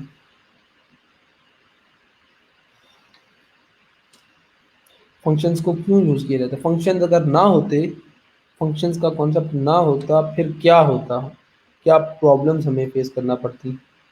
स्पेसिफिक टास्क परफॉर्म करने के लिए यूज़ करते हैं। Function is use to perform a single task. हाँ जी, ठीक हो गया। कोई ना कोई टास्क परफॉर्म करने के लिए, कोई ना कोई फंक्शंस परफॉर्म करने के लिए, कोई ना कोई एक्शन परफॉर्म करने के लिए आप फंक्शंस को यूज़ कर सकते हो। लेकिन इसके अलावा और भी इसका कोई एक पर्पज़ है, कोई वो बताए जी। ये तो ऑब्वियसली इसकी ये डेफिनेशन मिलती है, लेकिन इसका और भी एक पर्पज़ है। इसकी इसका क्या लोग कॉन्सेप्ट है जिसके लिए इसको यूज़ किया जाता है, वो क्या है? वो है जी कोड रीयूजेबिलिटी, कोड को रीयूज़ करना, ठीक है। फंक्शंस का कॉन्सेप्ट किसी भी प्रोग्रामिंग लैंग्वेज के अंदर अगर होगा तो उसके 2 से 3 मेन कॉन्सेप्ट होंगे, पर्पसेस होंगे। पहला क्या होगा कि हर फंक्शन जो है वो कोई ना कोई एक टास्क परफॉर्म कर रहा होगा, उसके ज़िम्मे कोई ना कोई टास्क होगा, कोई ना कोई फंक्शनैलिटी होगी, कोई ना कोई फंक्शन होगा। फंक्शन से मुराद फंक्शन ही है कि भाई ये बड़ा अच्छा फंक्शन परफॉर्म कर रहा है, बड़ा अच्छा इसका फंक्शन क्या है। हम कहते हैं जी नहीं, ये मोबाइल है, इसमें फला फला चीज़ का क्या फंक्शन है, मतलब कि उसका उसकी वर्किंग क्या है, उसका पर्पज़ क्या है, वो करता क्या है। तो यहाँ पर भी फंक्शन का वही कॉन्सेप्ट है। हर फंक्शन कोई ना कोई एक्शन परफॉर्म करेगा, कोई ना कोई टास्क परफॉर्म करेगा, कोई ना कोई फंक्शनैलिटी परफॉर्म करेगा, ठीक है। दूसरा क्या है कि फंक्शंस को यूज़ किया जाता है कोड रीयूजेबिलिटी के लिए। कोड रीयूजेबिलिटी के लिए एक फीचर अगर आपको एक स्क्रिप्ट के अंदर बार बार चाहिए, एक स्क्रिप्ट आपको बार बार चाहिए, तो बजाय इसके हर जगह पे आप उसका कोड बार बार लिखो, आप अलग से एक फंक्शन बना लोगे, अलग से एक फंक्शन बना लोगे, उस फंक्शन के अंदर वो फीचर आप ऐड कर दोगे, तो जहाँ पर वो फीचर चाहिए होगा with in one line of code आप वो फीचर आपके पास अवेलेबल होगा। तो फंक्शंस का जो मेन पर्पस दूसरा है वो ये है कोड रीयूजेबिलिटी, कोड को रीयूज करना, ठीक है। और आपको बताया था कि अच्छे डेवलपर्स, अच्छे प्रोग्रामर्स वही होते हैं जो कोड को रीयूज करते हैं, ठीक है। तो कोड रीयूजेबिलिटी जितनी ज़्यादा होगी आपके कोड के अंदर, ठीक है, तो आप उतने ज़्यादा अच्छे डेवलपर होंगे, ठीक है। तो यहाँ पर उसका मैं कोड कोड रीयूजेबिलिटी, ठीक है, कोड को रीयूज करना, ये फंक्शन का कॉन्सेप्ट है। सिंटैक्स बड़ा सिंपल है, ठीक है, सिंटैक्स जो है वो बड़ा सिंपल है आपका। वो आप अगर सी प्लस प्लस आपको आती है तो ये काम, ये यहाँ पर भी आप फंक्शंस लिखना आपके लिए बड़ा सिंपल होगा, आसान होगा। ठीक है, तो 3 से 4 चीज़ें हैं हर फंक्शन से रेलिवेंट। ठीक है, वो आप देख लो कि वो कौन सी हैं। सबसे पहले है फंक्शन डेफिनेशन। ठीक है, दूसरी आपकी जो चीज़ है वो है फंक्शन कॉलिंग। ठीक है, तीसरी जो चीज़ है वो जो हम देखेंगे फंक्शन रिटर्न, रिटर्न टाइप कह लो या रिटर्न वैल्यू कह लो। ठीक है, उसके बाद चौथी चीज़ है फंक्शन पैरामीटर्स। ठीक है, ये 4 चीज़ें हमने लिखनी है आज के लेक्चर में। ठीक है, functions, function definition, function calling, function return type और उसके बाद फंक्शंस पैरामीटर। ठीक है, ये चारों चीज़ें आपने ऑलरेडी की हुई हैं। ठीक है, इसको हम पीएचपी के अंदर देखेंगे, पीएचपी के सिंटैक्स में ये कैसे आप करोगे। हाँ जी, कोड रीयूज, मिनिमाइज, हाँ कोड रीयूजेबिलिटी बिल्कुल ठीक। हाँ जी अनाज, आपने बिल्कुल ठीक डेफिनेशन की कि अगर हमें बार बार चाहिए, एक काम बार बार परफॉर्म करना है तो उसके लिए आप क्या करोगे, वो फंक्शन को कॉल कर लोगे instead of writing separate code. तो यहाँ पर मैं आपको उसका सिंपल सिंटैक्स बताता हूँ सबसे पहले कि फंक्शन लिखने का सिंटैक्स क्या है। तो पीएचपी के अंदर फंक्शन अगर आपने डिफाइन करने हैं, फंक्शन का सिंटैक्स, फंक्शन आपने बनाना है तो वो बनेगा फंक्शन के कीवर्ड के थ्रू। ये है आपका कीवर्ड फंक्शन का। उसके बाद नेम ऑफ द फंक्शन। ठीक है, फॉर एग्जांपल यहाँ पर नेम ऑफ फंक्शन पैरेंथेसिस और ये उसकी बॉडी। ये एक सिंपल सिंटैक्स है फंक्शन लिखने का आपका पीएचपी के अंदर। कोई यहाँ पर रिटर्न टाइप आप जो है वो मेंशन नहीं करते, जिस तरह सी प्लस प्लस में आप सबसे पहले क्या करते थे, इंटीजर और यहाँ पर वो रिटर्न टाइप मेंशन कर देना है इंट या फ्लोट या वॉइड। यहाँ पर ऐसा नहीं होगा। यहाँ पर क्या होगा, सिंपली फंक्शन का कीवर्ड लिखना है, फंक्शन का keyword, name of the function. यहाँ पर कुछ भी आ सकता है, कोई भी वैलिड नेम आ सकता है। वो नेमिंग रूल्स सारे के सारे वही हैं जो कि हमने वेरिएबल के लिए देखे हैं। ज़रा रिपीट कर दें कि वो नेमिंग रूल्स क्या क्या थे, आप कमेंट बॉक्स में ज़रा रिपीट कर दें वेरिएबल के नेमिंग रूल्स क्या क्या थे, किस तरह का नेम होना चाहिए। एक स्टैंडर्ड और बेस्ट प्रैक्टिस के थ्रू जो नेम बनता है वो क्या बनता है, ज़रा आप सारे लोग वो चीज़ रिपीट कर दो कमेंट बॉक्स में, ताकि आपको वो आइडिया हो जाए, चीज़ें रिपीट हो। उसके बाद ये पैरेंथेसिस, यहाँ पर पैरेंथेसिस के अंदर आप पैरामीटर्स डिफाइन करोगे। ये जो फंक्शन है इन यहाँ पर उसके वो इनपुट आप डिफाइन करोगे, या पैरामीटर्स कह लो या आर्गुमेंट्स कह लो। ठीक है, बाकी तमाम लैंग्वेजेस की तरह यहीं पर आप वो डिफाइन करोगे। और ये उसकी बॉडी है। ठीक है, ये उसकी बॉडी है। और फंक्शन की बॉडी के अंदर एक्चुअली वो फंक्शंस आप डिफाइन करोगे। यहाँ पर आप वो फंक्शन डेफिनेशन यहाँ पर आप लिखोगे। ठीक है, यहाँ पर वो कोड होगा, वो सारा एक्चुअली वो काम करवाओगे फंक्शन से, वो फीचर आप वो फंक्शनैलिटी ले रहे होंगे, उसके फंक्शनैलिटी जो लेना चाह रहे हैं उसका कोड आप यहाँ पर लिखोगे। ठीक है, ये एक बड़ा सिंपल सा फंक्शन है। ठीक है, तो बताएं जी, name should be alphanumeric, हाँ जी, और बाकी लोग भी बताएं जो वेरिएबल के लिए आपने नेमिंग रूल्स थे। ठीक है, तो वो यहाँ पर आप वो यूज़ करोगे। उसमें क्या था कि स्टार्ट में आप सबसे पहले आपका जो नेम है वो डिस्क्रिप्टिव होना चाहिए, डिस्क्रिप्टिव। फॉर एग्जांपल एडिशन, वो नेम जो है वो डिफाइन खुद बता रहा हो कि आपने करना क्या है, किस पर्पज़ के लिए इसको बनाया गया। फॉर एग्जांपल एडिशन के नाम से मैंने एक फंक्शन बना, ठीक है, या सम के नेम से बना दिया, या एडिशन के नेम से बना दिया, या ऐड वैल्यूज के नाम से बना दिया। नेम आपका डिस्क्रिप्टिव होना चाहिए। उसके बाद आपने उसमें स्टार्ट के अंदर आप कहीं पर भी आप अंडरस्कोर यूज़ कर सकते हो, ठीक है, अंडरस्कोर आप यूज़ कर सकते हो कहीं पर भी। तो उसके बाद कैमल केसेस, ये जो नेम है ये कैमल केसेस के अंदर है।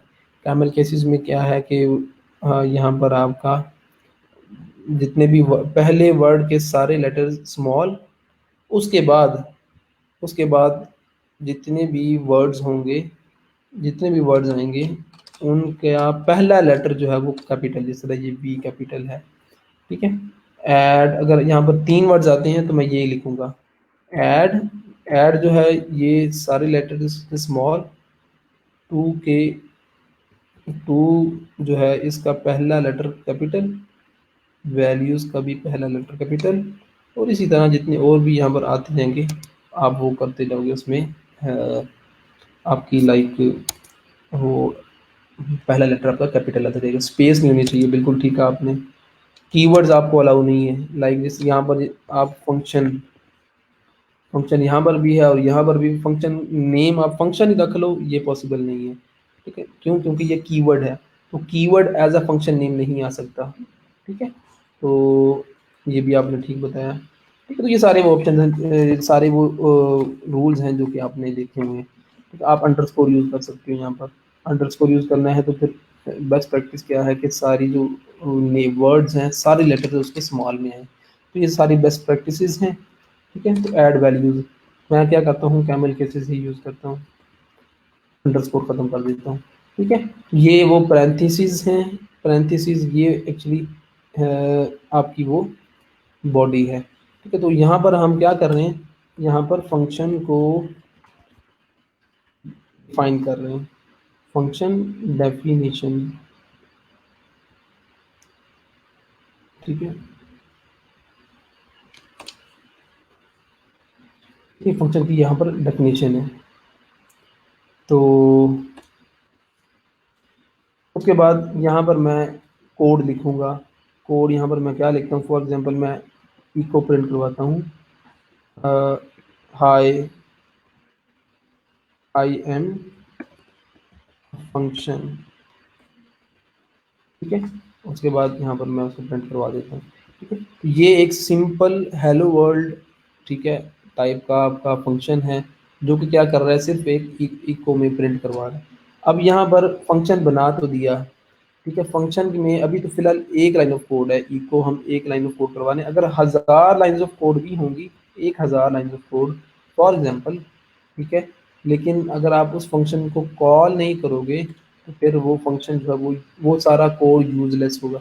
अभी तक अभी तक ये जो कोड है ये यूजलेस है, यहाँ से लेकर यहाँ तक ये जो कोड है ये आपका यूजलेस क्यों है, कि फंक्शन आपने डिफाइन तो कर दिया लेकिन इसको कहीं पर आपने कॉल नहीं किया। तो यहाँ पर हम क्या करेंगे, फंक्शन कॉलिंग, ठीक है। ये बिल्कुल इसी तरह ही है, आपने स्मार्टफोन में एक अपनी एप्लीकेशन इंस्टॉल करके रख दी जो कि आपकी स्पेस भी ले रही है, मेमोरी ले रही है, ठीक है, लेकिन सर्विसेज भी चल रही होंगी उसकी बैकग्राउंड पे। एक गेम आपने इंस्टॉल तो कर दी, गेम आपने उसको कभी खेला ही नहीं, तो ना आपने कभी खेलना है उसको फ्यूचर में, तो ऑब्वियसली वो चीज़ यूजलेस होगी।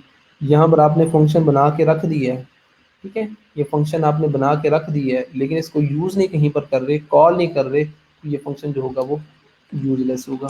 फंक्शन कॉलिंग हमेशा हर लैंग्वेज के अंदर एक ही तरीके से होती है, C++, जावा, PHP, जावास्क्रिप्ट, हर लैंग्वेज के अंदर फंक्शन को कॉल करने का तरीका क्या होता है कि नेम ऑफ द फंक्शन आप यूज़ करते हो।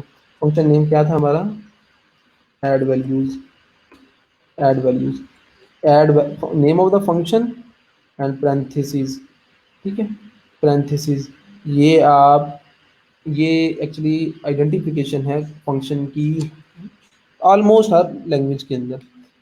कहीं पर भी आपको ये चीज़ नज़र आए, कोई एक नेम आए और उसके बाद ये आपको पैरेंथेसिस नज़र आए, तो आपने आंखें बंद करके कह देना कि ये फंक्शन है, ठीक है। हाँ, इसमें पैरामीटर्स हो सकते हैं, वो अलग एक उसकी एक कह लो कि वेरिएशन है, वो हम देखेंगे इसके बाद। लेकिन फंक्शन कॉलिंग हमेशा name of the function and उसके बाद आपकी पैरेंथेसिस। खैर इसको मैं ख़त्म कर देता हूँ। अब यहाँ पर एक दफ़ा ही इसको प्रिंट करते हैं। अब ये आपका एक कंप्लीट फंक्शन हुआ। यहाँ पर उसकी ये डिफाइन कर दिया और यहाँ पर उसको कॉल कर दिया। ठीक है, तो आप सिंपली देखेंगे कि आपका वो हेलो वर्ल्ड प्रिंट हो रहा है। ठीक है, वो एक स्टेटमेंट आपकी प्रिंट हो रही है। तो ये अगर मैं कॉल नहीं करूँगा, ठीक है, फॉर एग्जांपल मैं इसको कमेंट कर देता हूँ। जो कोड कमेंट हो जाएगा वो एग्जीक्यूट नहीं होगा। अब मैं दोबारा इसको करता हूँ तो ब्लैंक आपके पास कुछ भी नहीं आएगा आउटपुट। क्यों? क्योंकि फंक्शन तो लिखा हुआ है। फंक्शन पे आप बेशक 500 लाइन्स ऑफ कोड लिख दो, इसको मैं रिपीट कर रहा हूँ, जितनी मर्जी लाइन्स ऑफ कोड लिख दो, कॉल नहीं किया, आप इसको रन करो, ब्लैंक, कुछ भी नज़र नहीं आएगा। ठीक है, तो ये कोड आपका यूजलेस। मुझे अब क्वेश्चन आपसे है, एक ज़रा एक बड़ा मासूमाना सा क्वेश्चन है। वो ये है कि अगर फॉर एग्जांपल मैं यहाँ पर ये जो इसको कट करके ऊपर लिख देता हूँ, पहले मैं कॉल करवाता हूँ, तो क्या होगा? अब ज़रा बताएं। अभी मैंने फंक्शन को डिफाइन नहीं किया, लेकिन मैं कॉल यहाँ पर ऊपर पहले करवा रहा हूँ, क्या एरर आएगा? अब ये एक स्क्रिप्ट है मेरा। ठीक है, फंक्शन ये डिफाइन, ये फंक्शन कॉलिंग है, ये मैं पहले कर रहा हूँ, डेफिनेशन बाद में है। तो आपके ख्याल में क्या कोई एरर आएगा? बताएं जी।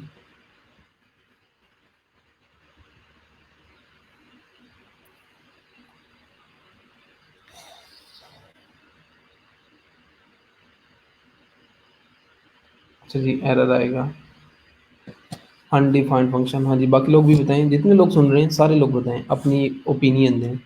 आप बगैर इसको चेक किए, बगैर टेस्ट किए, आप ज़रा बताएं कि आपकी थिंकिंग क्या कहती है कि क्या होना चाहिए। जो भी राय आपकी ठीक भी हो सकती है, गलत भी हो सकती है, डजेंट मैटर, लेकिन आप राय देनी लाजमी है। एरर नहीं आएगा। सही जैन आपने ये चेक तो नहीं कर लिया? एरर नहीं आएगा। ये जायद महमूद आपने चेक तो नहीं की कि एरर आएगा?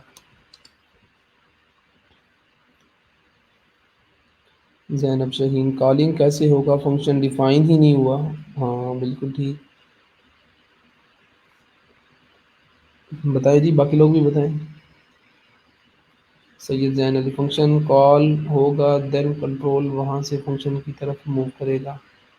चलिए आपकी बात की तरफ भी आते हैं सैयद जैन अली, और भी बताएं जी। बस जी, और किसी की कोई राय नहीं है? बाकी लोग जो सुन रहे हैं, नो आइडिया।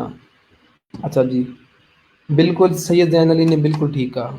जैन अली ने बात ठीक की है कि पीएचपी आपको बताया कि बड़ी फॉर गिविंग लैंग्वेज है, बड़ी लूजली कपल है, लूजली कपल्ड लैंग्वेज है, टाइटली कपल्ड नहीं है।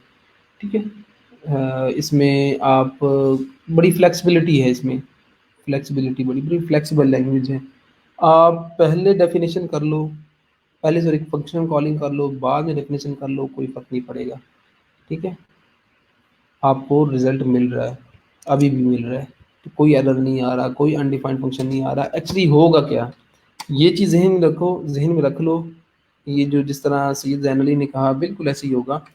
आपकी एग्जीक्यूशन स्टार्ट होती है टॉप टू बॉटम। सबसे पहले लाइन नंबर 1 2 3 4 5 6 7 8 9 10 11 12 13 17 तक की आपकी line top to bottom execution. ठीक है, जब लाइन नंबर 12 पे कंट्रोलर पहुंचेगा, वो देखेगा कि ये एक फंक्शन है, ये एक फंक्शन उसको मिल रहा है। ठीक है, वो फंक्शन इस पूरे स्क्रिप्ट के अंदर, पूरे इन्वायरमेंट में चेक करेगा कि कहाँ पर ये लिखा हुआ फंक्शन। ऊपर जाएगा, नीचे देखेगा, उसको ये लाइन नंबर 15 पे वही फंक्शन मिल जाएगा। तो वो क्या करेगा, जंप कर देगा, लाइन नंबर 12 से जंप करेगा डायरेक्ट लाइन नंबर 15 पे। सर्चिंग करेगा, सर्चिंग करेगा, जहाँ पर उसको मिल गया, जिस लाइन के ऊपर भी, चाहे वो ऊपर मिले या उसको वो नीचे मिले, ठीक है, कहीं पर भी मिले, तो वो यहाँ से जंप करके यहाँ पर आ जाएगा। 15 से 17 तक ये वो फंक्शन होगा, वो एग्जीक्यूट होगा। इसमें चाहे जितनी भी लाइन्स ऑफ कोड होंगी वो एग्जीक्यूट होंगी। एग्जीक्यूशन के बाद जब ये लाइन नंबर 20 एग्जीक्यूट होगी, तो फ़ौरन वापस वो लाइन नंबर 12 पे जाएगा, और लाइन नंबर 12 के बाद लाइन नंबर 13 और 14 को वो एग्जीक्यूट करेगा, और उसके बाद जितनी भी होंगी यहाँ पर वो सारी लाइन्स ऑफ कोड एग्जीक्यूट होंगी। तो ये जो फंक्शन वाला, जब ये वाली लाइन ऑफ कोड आएगी तो ये यहाँ से लेकर यहाँ तक स्किप कर देगा। ठीक है, इस कोड को, किसी भी फंक्शन को, फंक्शन की लाइंस ऑफ कोड को आपका कंट्रोलर एग्जीक्यूट नहीं करता तब तक जब तक कि वो उसको फंक्शन कॉलिंग ना कहीं से मिल जाए। ये सारी लाइंस ऑफ कोड स्किप होंगी, और लाइन नंबर 20 के बाद अगर लाइन्स होंगी तो वो यहाँ से एग्जीक्यूशन स्टार्ट होगी। ठीक है, तो क्या होगा, लाइन नंबर 1 2 3 4 5 जो ही 12 पे आएगा, 12 से जंप करके वो जाएगा 15 पे, 15 से 20 तक जो लाइन ऑफ कोड होंगी वो एग्जीक्यूट होंगी। तो 20 के फ़ौरन बाद रिटर्न होगा कंट्रोलर यहाँ पर 12 पे। ठीक है, उसने वो काम मुकम्मल कर लिया, वो अब यहाँ पर आपके आके बताएगा जी कि मैंने फंक्शन को कॉल कर लिया है, फंक्शन की जितनी भी लाइन्स ऑफ कोड थी वो कॉल हो चुकी हैं। अब जो करना है वो करो।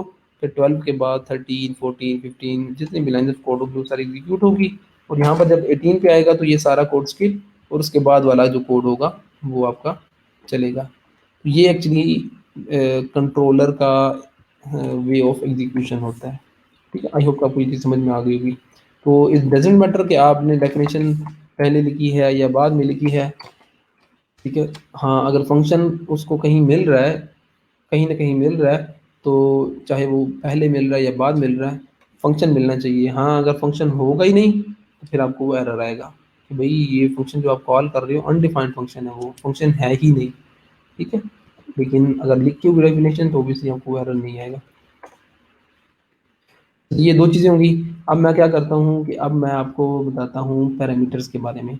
आप पैरामीटर्स पास कर सकते हो फंक्शन में, एक चाहे पैरामीटर पास करो, 2 करो, 3 करो, 4 करो, 5 जितने मर्ज़ी करो कर सकते हो। Number 1, number 2, number 3। ठीक है, तो आप क्या करोगे कि वेरिएबल्स, एक्चुअली वो वेरिएबल्स आप पास करोगे यहाँ पर। ठीक है, पैरामीटर्स जो होते हैं, आर्गूमेंट्स जो होते हैं, वो एक्चुअली वेरिएबल्स होते हैं। इसके बाद मैं आपको बताऊंगा स्कोप ऑफ अ वेरिएबल। ठीक है, तो कोमा दूसरा पैरामीटर, दूसरा वेरिएबल, दूसरा आर्गूमेंट, दूसरी इनपुट, जो मर्जी इसको नाम दो आप, कोमा तीसरी इनपुट। एक्चुअली यहाँ पर आप वो वैल्यूज पास कर सकते हो, वैल्यूज, वो आर्गूमेंट्स, वो इनपुट वैल्यूज आप दे सकते हो जिनको ये फंक्शन यूज करेगा अपनी बॉडी के अंदर, और आप कोई ना कोई फंक्शन परफॉर्म करेगा, कोई ना कोई फंक्शन। ठीक है, तो अभी मैं क्या कर रहा हूँ, 3 आर्गूमेंट्स दे रहा हूँ। अब ये 3 आर्गूमेंट्स हैं, एक कोमा, दूसरा कोमा, तीसरा आर्गूमेंट। ठीक है, आर्गूमेंट कह लो, पैरामीटर्स कह लो, इनपुट वैल्यूज कह लो, आपकी मर्जी है। तो शर्त क्या है, वेरिएबल ये सब सारे डॉलर साइन आना चाहिए, ऐसे नहीं लिख सकते। ये अभी तक आपने जो सिंटेक्स देखा वो उसमें है, यही फ़र्क आपको में नज़र आया होगा कि वेरिएबल के साथ डॉलर साइन आपको हाँ लिखना पड़ता है हर दफ़ा। ठीक है, तो अब मैंने क्या किया, इस फंक्शन को 3 इनपुट वैल्यूज़ दी, 3 इसको मैंने पैरामीटर पास किए, और यहाँ पर मैं क्या करता हूँ, इन 3 वेरिएबल्स को यूज़ करके कोई ना कोई फंक्शन परफॉर्म करता हूँ। फॉर एग्जांपल एक मैं सम के नाम से बनाता हूँ, और बड़ी सिंपल सी एक, नंबर 1, नंबर 2,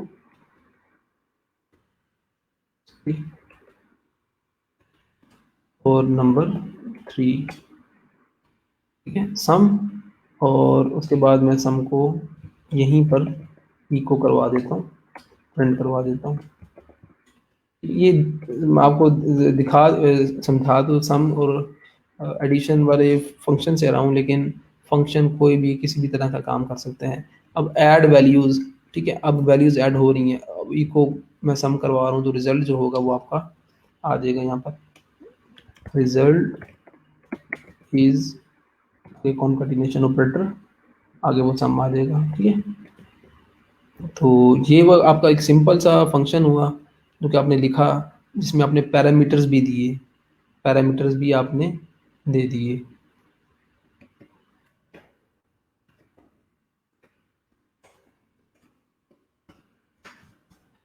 पैरामीटर्स कह लो, आर्गुमेंट्स कह लो, इनपुट कह लो पहले। ठीक है, तो अब मैं ज़रा इसको, अब ये आपके पैरामीटर्स हैं, इनको मैंने फंक्शन के अंदर यूज़ किया है। ठीक है, यहाँ पर मैंने उसको यूज़ किया है, और इनकी बेस पे कोई ना कोई एक रिजल्ट जनरेट होगा और उसको मैं यहाँ पर इको करवा रहा हूँ। ठीक है, तो आपका ये अनऑथराइज्ड। हाँ, अब इसमें क्या, अब इशू क्या आएगा ज़रा बताएं, कोई बता सकते हैं?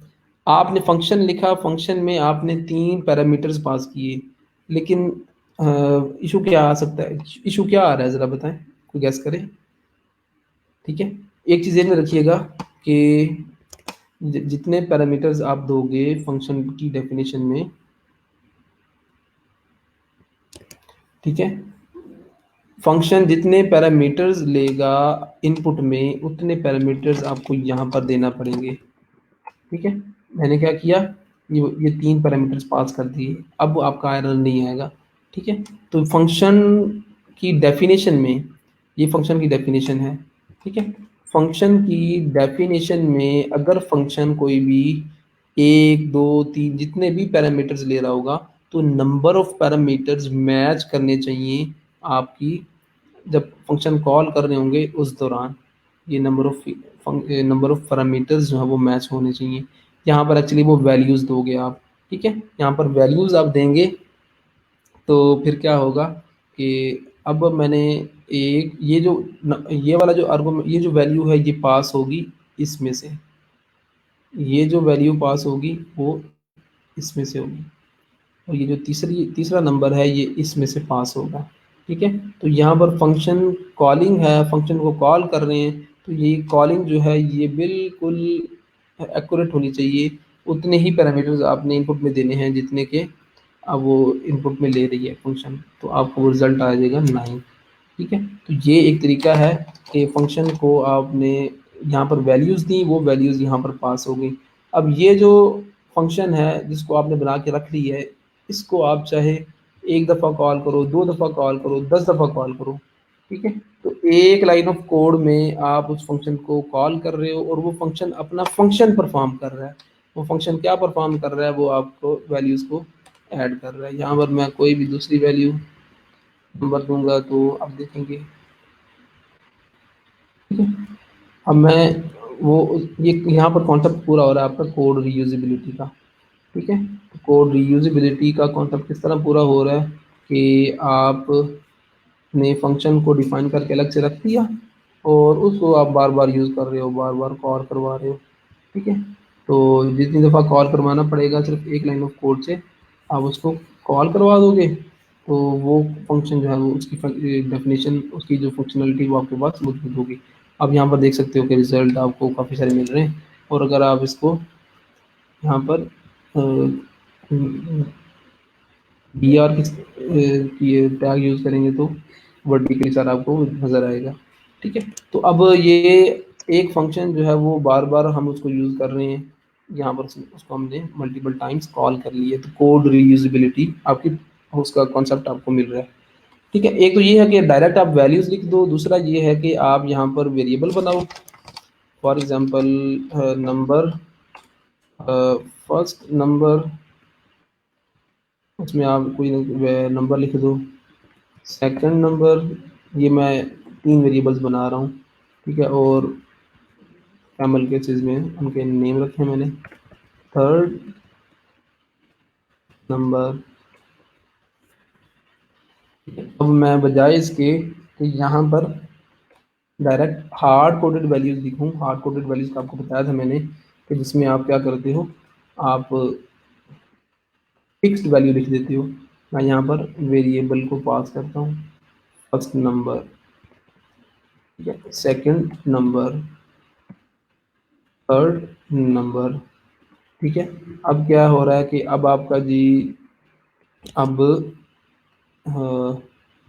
आपने इन वेरिएबल्स को यूज़ किया, इन वेरिएबल्स को यूज़ किया और उनको आपने पास किया यहाँ पर। ठीक है, तो अब इसके बाद फॉर एग्जांपल मैं इको प्रिंट करवाता हूँ फर्स्ट नंबर। ठीक है, और उसके बाद बी आर की स्टेटमेंट यूज़ की मैंने, second number and third number. ठीक है, तो ये एक कंप्लीट आपका एक स्क्रिप्ट है जिसमें क्या हो रहा है कि आपने ऊपर तीन तीन वेरिएबल्स बनाए, उनमें वैल्यूज रखनी, उन वेरिएबल्स को आपने एज अ आर्गुमेंट पास कर दिया। अगेन अगर यहाँ पर मैं दो आर्गुमेंट लिखूंगा तो वो फंक्शन कॉलिंग नहीं होगी, ये अलग से एक फंक्शन है। ठीक है, ये कोई भी फंक्शन इस तरह का हमें इस पूरे स्क्रिप्ट में नजर नहीं आ रहा कि जो जिसका नेम ऐड वैल्यूज हो और जो कि दो पैरामीटर्स ले रहा हो, ऐसा कोई भी फंक्शन नहीं है। ठीक है, आप कॉल करोगे एरर आएगा। हाँ, ऐड वैल्यूज के नाम से तो है, लेकिन वो तीन वेरिएबल्स ले रहा है। ऐड वैल्यूज यहाँ पर आप देख सकते हो, ये तीन पैरामीटर्स ले रहा है। ठीक है, तो यहाँ पर आप वो तीसरा दो के तो आप फिर आपका काम होगा, ये वाला वेरिएबल इसमें से पास होगा, ये वाला वेरिएबल इसमें से पास होगा, इसकी जो वैल्यू है वो इसमें से पास होगी। तो ये जो तीनों हैं, ये इन तीन आर्गुमेंट में से पास होंगे, एक्चुअली उनकी वैल्यूज पास होंगी।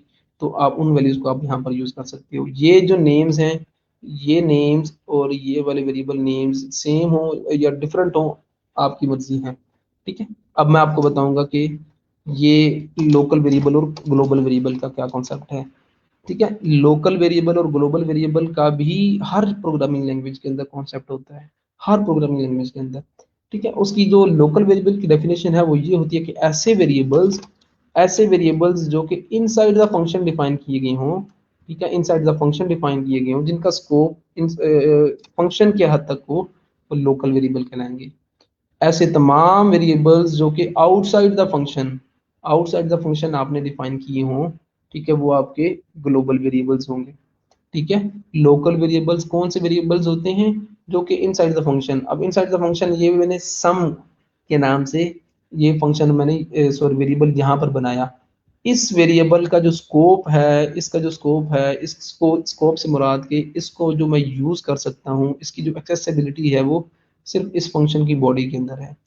इस फंक्शन की बॉडी के अंदर आप इस वेरिएबल को यूज कर सकते हो। अगर मैं यहाँ बाहर इको करवाऊंगा ना, अगर सम सम, ठीक है, तो आप देखेंगे कि आपको वो एरर देगा। ठीक है, कि वो कहेगा कि अनडिफाइंड वेरिएबल, ये डिफाइन ही नहीं किया हुआ आपने उसको, ये वेरिएबल कहीं मिल ही नहीं रहा। ठीक है, तो वो इको क्या किसको करवाए? क्यों? क्योंकि इसका जो स्कोप है वो सिर्फ इसकी हद तक है। तो ऐसे तमाम वेरिएबल्स जो इनसाइड द फंक्शन डिफाइन किए जाएं, लोकल वेरिएबल कहलाएंगे। अब ये एक लोकल वेरिएबल है सम के नाम से। ऐसे तमाम वेरिएबल्स जो कि फंक्शंस के बाहर डिफाइन किए गए हों कहीं पर भी, लाइक ये आपके ग्लोबल वेरिएबल्स हैं, इनका स्कोप ग्लोबली है, इनका स्कोप पूरे स्क्रिप्ट के अंदर है। ठीक है, तो लोकल वेरिएबल्स कौन से हुए? Inside the function. Outside the function जो है वो ग्लोबल वेरिएबल्स। और ये जो आपके आर्गुमेंट्स हैं ये भी लोकल वेरिएबल की तरह एक्ट करेंगे। इनको पैरामीटर्स, फंक्शन पैरामीटर आप कहते हो, आर्गुमेंट्स कहते हो, तो ये भी आपके लोकल वेरिएबल्स ही होते हैं। इनका जो स्कोप होता है वो भी आपका इनसाइड द फंक्शन ही होता है, फंक्शन की बॉडी की हद तक होता है। इन नंबर, इसको अगर मैं बाहर डिफाइन करूं, इसको बाहर डिफाइन करूंगा तो वो एरर देगा। वो कहेगा कि भाई नंबर वन क्या है, ये अनडिफाइंड है मेरे लिए। ठीक है, क्यों? क्योंकि ये जो वेरिएबल है ये आपने यहाँ पर डिफाइन किया हुआ है। डिफाइन से मुराद कि ये एज अ पैरामीटर है। तो ये जो फंक्शन का पैरामीटर होता है वो फंक्शन की बॉडी के अंदर ही उसको यूज कर सकते हो, आउटसाइड द फंक्शन नहीं यूज कर सकते। ठीक है, तो ये दो से तीन चीजें हैं। लोकल वेरिएबल कौन से हुए? Inside the function. Global outside the function. Global variable का स्कोप ग्लोबली इसके नेम से ही आपको पता चल रहा है। लोकल का मतलब लोकल इनसाइड द फंक्शन ही उसको आप यूज कर सकते हो, आउटसाइड द फंक्शन आप उसको कॉल नहीं कर सकते। ठीक है, हाँ जी, स्टैटिक वेरिएबल भी होते हैं, बिल्कुल। स्टैटिक वेरिएबल ऐसे वेरिएबल्स होते हैं जिनकी जो है ना वो आप लाइक जो वैल्यूज होती हैं वो स्टैटिक होती हैं। तो स्टैटिक के कीवर्ड से आप उसको डिफाइन कर सकते हो। ठीक है, अब मैं वो आपको बताऊंगा, पहले ये वाला देख लें। तो ये याद रखना। अब मैं आपको बता, इसको एग्जीक्यूट करके देखें, देखते हैं कि क्या आपको मिल रहा है। रिजल्ट इज 801, और आगे ये फर्दर ये आपको डिस्प्ले हो रहे हैं। ये जो वेरिएबल आपके डिस्प्ले हो रहे हैं ये एक्चुअली ये वाले हैं। और यहाँ पर क्या है कि वो तीनों वेरिएबल सम होके उसका सम जो है वो प्रिंट हो रहा है। ठीक है, तो ये एक सिंपल सा फंक्शन है। ठीक है, जिसमें मैंने क्या किया, फंक्शन कॉलिंग के दौरान वेरिएबल्स को यूज किया। अब इन वेरिएबल्स को आप एज अ रेफरेंस भी बाय बाय वैल्यू और बाय रेफरेंस भी पास कर सकते हो। ठीक है, बाय रेफरेंस। ठीक है, बाय रेफरेंस भी आप इनको पास कर सकते हो। ठीक है, फंक्शंस को, फंक्शन कॉलिंग के दौरान जो भी आप पैरामीटर्स पास करोगे, by value, passing parameters by value and passing parameters by reference. ठीक है, बाय रेफरेंस, ये दो चीज़ होती हैं जो कॉन्सेप्ट होते हैं। अब इसमें क्या है कि अगर फॉर एग्जांपल मैं यहाँ पर नंबर वन को यहाँ पर मैं उसकी वैल्यू चेंज कर देता हूँ। ठीक है, और नंबर टू की वैल्यू भी मैं चेंज कर देता हूँ, और नंबर थ्री की भी चेंज कर देता हूँ। तो जब फंक्शंस को आप पैरामीटर्स पास करोगे बाय रेफरेंस, तो उसका इफेक्ट आपका, तो आपके वेरिएबल्स के ऊपर भी होगा जो बाहर आउटसाइड द फंक्शन आपने डिफाइन किए हैं। अब आपने क्या किया, सबसे पहले देखें, तीन वेरिएबल्स बनाए, उनको आपने डिफरेंट वैल्यूज असाइन कर दी। यहाँ फंक्शन कॉलिंग के दौरान आपने उन तीनों वेरिएबल्स को पास कर दिया। ठीक है, वो जो तीन वेरिएबल्स थे उनको आपने पास कर दिया। ठीक हो गई, इनमें जो भी वैल्यूज थी वो पास हो जाएंगी। वो जो आप पास कहाँ पर होंगी, वो इनको पास होंगी, इनको वो फॉरवर्ड कर दी जाएंगी। अब फंक्शन क्या कर रहा है, फंक्शन सबसे पहले उन तीनों वेरिएबल्स की वैल्यूज को चेंज कर रहा है। यहाँ पर आपने वो डिफरेंट वैल्यूज रख दी, उसके बाद सम किया, इको प्रिंट करवाया, तो आपका जो सम होगा वो ऑब्वियसली इन वैल्यूज की बेस पे होगा, क्योंकि आपने ओवरराइड कर दी। पहले इस नंबर को क्या वैल्यू मिली थी यहाँ फंक्शन कॉलिंग के दौरान, 455। नंबर टू को इस वेरिएबल के थ्रू 323 मिला था। थर्ड वेरिएबल को इस आर्गुमेंट के थ्रू 23 मिला। लेकिन यहाँ पर उनको जो वैल्यूज मिली, वो यहाँ पर आके फंक्शन दोबारा उनकी चेंज कर रहा है, सम कर रहा है, सम इन वैल्यूज के अकॉर्डिंगली होगा। इको करवाएंगे, रिजल्ट आपको इन वैल्यूज की बेस में मिलेगा। और फंक्शन के बाद जब आप इनको दोबारा यूज इको करवाएंगे, तो आप देखेंगे कि वो जो वैल्यूज हैं वो चेंज हो चुकी हैं। अब यहाँ पर 34, 23, 14, ये आपको नजर आ रहा है कि यहाँ पर अब जो वैल्यूज हैं वो, जो ये वाली फर्स्ट वैल्यूज, ये जो फर्स्ट वाले, ये जो पहले आपने वेरिएबल्स बनाए हुए थे उनकी वैल्यूज चेंज हो चुकी हैं। ठीक है, तो होगा क्या कि एक्चुअली यहाँ पर जब आप वैल्यूज चेंज करोगे, तो वो वैल्यूज यहाँ पर भी चेंज हो जाएंगी, इन वेरिएबल्स की भी चेंज हो जाएंगी। क्यों चेंज होगी, क्योंकि आप उसको बाय रेफरेंस पास कर रहे हो।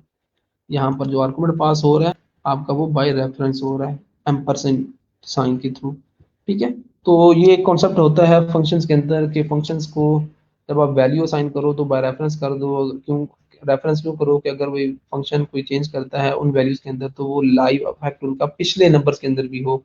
तो इसको आप by passing variables by reference and value कहते हो। आई होप कि ये चीज़ें सी सी प्लस प्लस में भी आपने की होंगी। तो यहाँ पर भी सेम सेम कॉन्सेप्ट है, और वहां पर भी आपने यही चीज़ देखी थी। हाँ, फर्क क्या आएगा, डॉलर साइन के थ्रू बस। अब मैं आपको रिटर्न वैल्यू के बारे में बता दूं। ठीक, इसका इसमें अगर कोई क्वेश्चन है तो वो पूछ सकते हैं।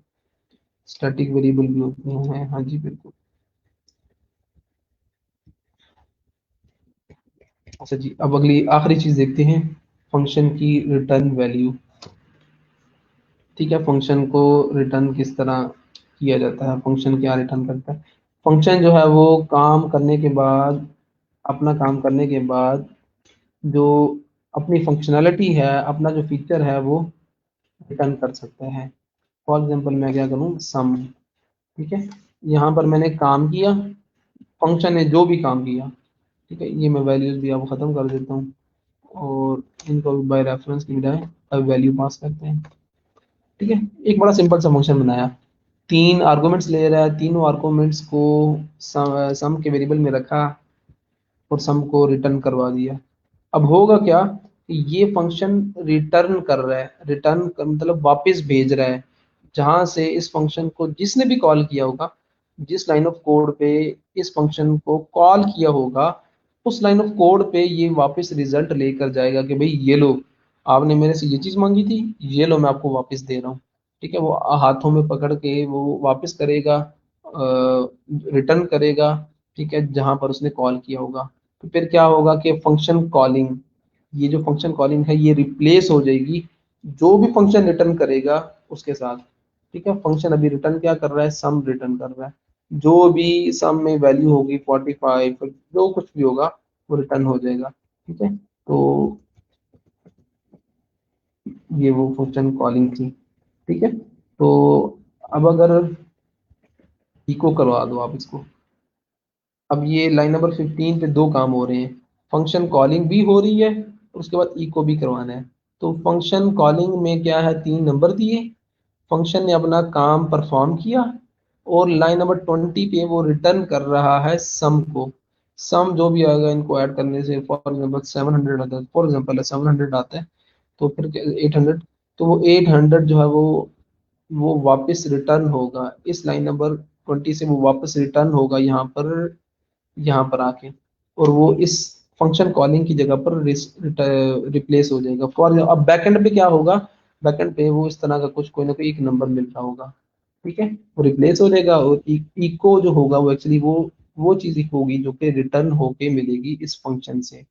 ठीक है, तो ये अब मैं अगर इसको प्रिंट कराऊंगा तो 801। ठीक है, तो 801 आपको इको में प्रिंट हो रहा है। जब ये लाइन नंबर 15 कॉल होगी तो जंप करेगा कंट्रोलर 15 लाइन नंबर से डायरेक्ट 18 लाइन नंबर पे। अब फंक्शन अपना काम करेगा, और जहां पर ये कीवर्ड, ये आपका स्टेटमेंट एग्जीक्यूट होगी, वहीं से फंक्शन टर्मिनेट हो जाएगा। कंट्रोलर जो होगा वो फंक्शन से बाहर निकल जाएगा। फॉर एग्जाम्पल अगर मैं यहाँ पर इको प्रिंट करवाता हूँ। ठीक है, मैंने क्या किया, अब जरा बताएं, आप जरा बताएं, खैर आउटपुट आपने देख भी ली है। अब आप देख सकते हो कि फंक्शन ने फंक्शन ने अपना काम किया, सॉरी, फंक्शन ने अपना काम परफॉर्म किया और वैल्यू को रिटर्न कर दिया सम को।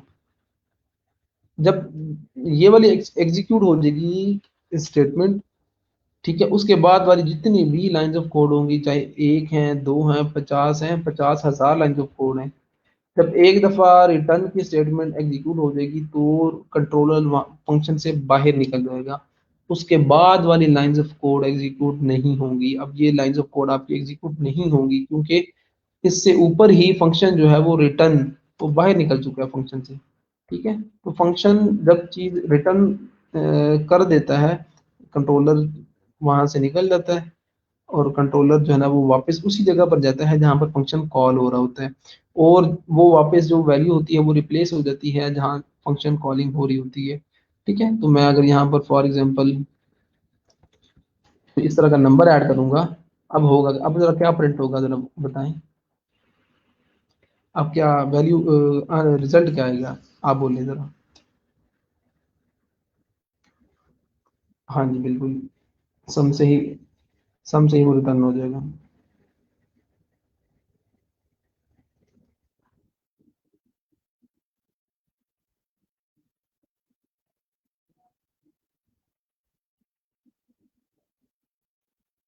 बताएं जी।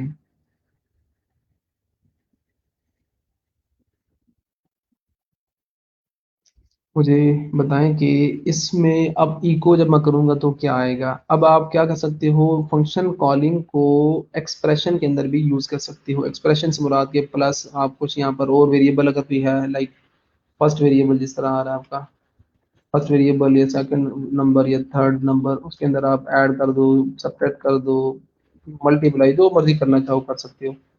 तो इसका रिजल्ट क्या आएगा, 1146। बाकी लोग बताएं, जरा एक्सप्लेन भी कर दें कि काम होगा कैसे एक्चुअली। ये फंक्शन कॉलिंग होगी, फंक्शन कॉल करने के बाद कैसे रिटर्न होगा, कहाँ पर है, ये एक्सप्लेन भी कर दें। शाबाश।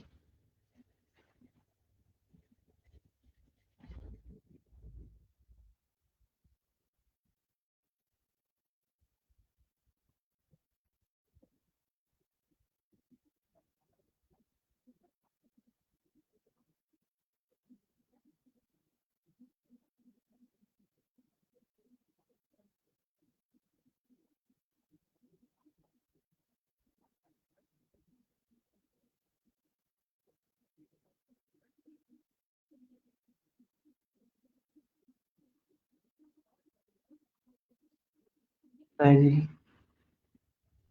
801 + 3 4 5 = हाँ ऐसा ही है बिल्कुल। तो ये वो सारा था भाई, फंक्शन रिटर्न कैसे करता है वैल्यू फंक्शन। ये चीज़ में रखिएगा, फंक्शन एक ही दफ़ा एक ही चीज़ रिटर्न कर सकता है। ये रिटर्न की स्टेटमेंट आप चाहे बार बार लिखोगे तो वो कुछ भी नहीं होगा एग्जीक्यूट। ठीक है, जो आपकी अ, एक ही स्टेटमेंट आपकी एग्जीक्यूट होगी, एक ही चीज को वो लेकर जा सकता है, सम रिटर्न हो सकती है, बार बार रिटर्न नहीं होगी। और जहां से रिटर्न हो जाएगी उसके बाद वाली लाइंस ऑफ कोड भी आपकी एग्जीक्यूट नहीं होंगी। ठीक है, अब मैं अगर जरा इको करवाऊंगा फर्स्ट वेरिएबल को। ठीक है, और अगर मैं फॉर एग्जांपल इसमें यहाँ पर चेंज भी कर देता हूँ तो आप देखेंगे कि नंबर 1 2 3,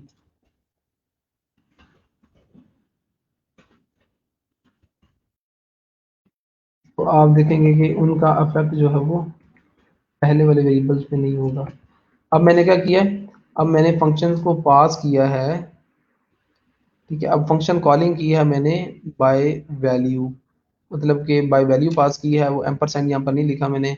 तो चाहे मैं इन वैल्यूज को चेंज कर दूं, नीचे आके सम करूंगा तो यहाँ पर ये फर्स्ट नंबर और सेकंड नंबर और थर्ड नंबर जो आपको नजर आ रहे हैं, ये आपको एज इट इज ही उनकी वैल्यूज पहले वाली ही आपको नजर आएंगी, चेंज आपको नजर नहीं आएंगी। आप यहाँ पर देख सकते हो, ये वैसे एक लाइन में नजर आ रहा है आपको इसलिए। तो ये एक्चुअली फंक्शन कॉल कर रहे हैं हम by passing arguments, by value. जब हम पास कर रहे होते हैं, बाय वैल्यू पास कर रहे होते हैं, पासिंग आर्गुमेंट्स बाय वैल्यू। ठीक है, तो ये यहाँ पर आपको अफेक्ट नजर नहीं आ रहा उसका। एक आखिरी चीज, उसके बाद लेक्चर एंड करते हैं, लास्ट चीज।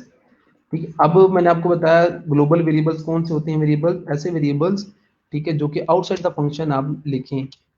सबसे मेन डिफरेंस पीएचपी का बाकी लैंग्वेजेस के साथ जो है वो यही है कि भाई यहाँ पर जो आप लोग वेरिएबल्स बनाओगे, ग्लोबल वेरिएबल्स होंगे। अब ये तीनों ग्लोबल वेरिएबल्स हैं, क्यों? क्योंकि ये फंक्शन के बाहर हमने डिफाइन किए हुए हैं।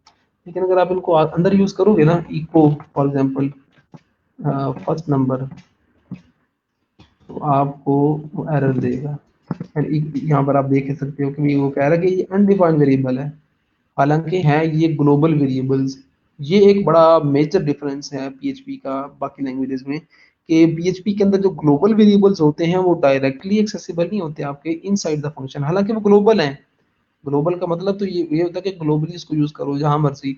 लेकिन पीएचपी में ग्लोबल वेरिएबल्स को इनसाइड द फंक्शन आप डायरेक्टली यूज नहीं कर सकते, जिस तरह मैं यहाँ कोशिश कर रहा हूँ लेकिन एरर दे रहा है।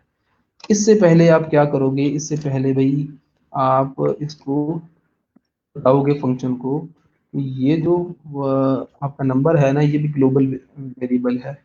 यहाँ पर बताना पड़ेगा। ये वो तरीकाकार है जिसके थ्रू आप ग्लोबल वेरिएबल्स को इनसाइड द फंक्शन यूज कर सकते हो। ये वो तरीकाकार है, ये वाला। क्या है, ग्लोबल का एक कीवर्ड है, एक कीवर्ड यूज करें और रेफरेंस दें कि भाई फंक्शन को बता रहा हूँ मैं एक्चुअली कि भाई हेलो सुन लो मेरी बात, ये जो कीवर्ड, ये जो वेरिएबल है ये ग्लोबल है। First number, second number, third number, ठीक है, थर्ड नंबर, ये तीनों ग्लोबल हैं। हाँ, इसके बाद ये रेफरेंस दिया मैंने ग्लोबल का, अब मैं इसको यूज कर सकता हूँ अपने इस वेरिएबल को। ठीक है, global variable inside the function. ठीक है, अब मैं इसको यूज कर सकता हूँ, अब ये वैल्यू भी प्रिंट करेगा, और first number, second number and third number. ये चीज आपने ध्यान में रखनी है। अगर आप इस ध्यान में नहीं रखोगे तो जितना टाइम वेस्टिंग यहाँ पर होगा आपका, उतना शायद कहीं पर भी नहीं हो। ठीक है, तो इसमें क्या है कि आप फंक्शन के अंदर आप यूज कर रहे होंगे वेरिएबल को अपने तरीके से, लेकिन वो यूज हो नहीं रहा होगा। ठीक है, जब भी आपने इनसाइड द फंक्शन वेरिएबल्स को यूज करना है तो आप ग्लोबल का रेफरेंस दो। अब मैं जरा इसको एग्जीक्यूट करके देखूं तो आप देख रहे हैं कि ग्लोबल वेरिएबल फंक्शन दिस। ठीक है, तो आपको वो चीज नजर भी आ रही है।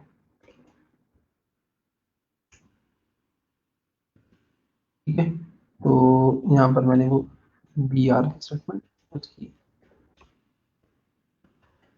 ये सारी बातें आज की मैंने जो की हैं, वो जरा आप लेक्चर को समराइज कर दो। हमने क्या कुछ देखा है आज के लेक्चर में, आप लोग समराइज कर दो जरा, और लेक्चर एंड करते हैं उसके बाद।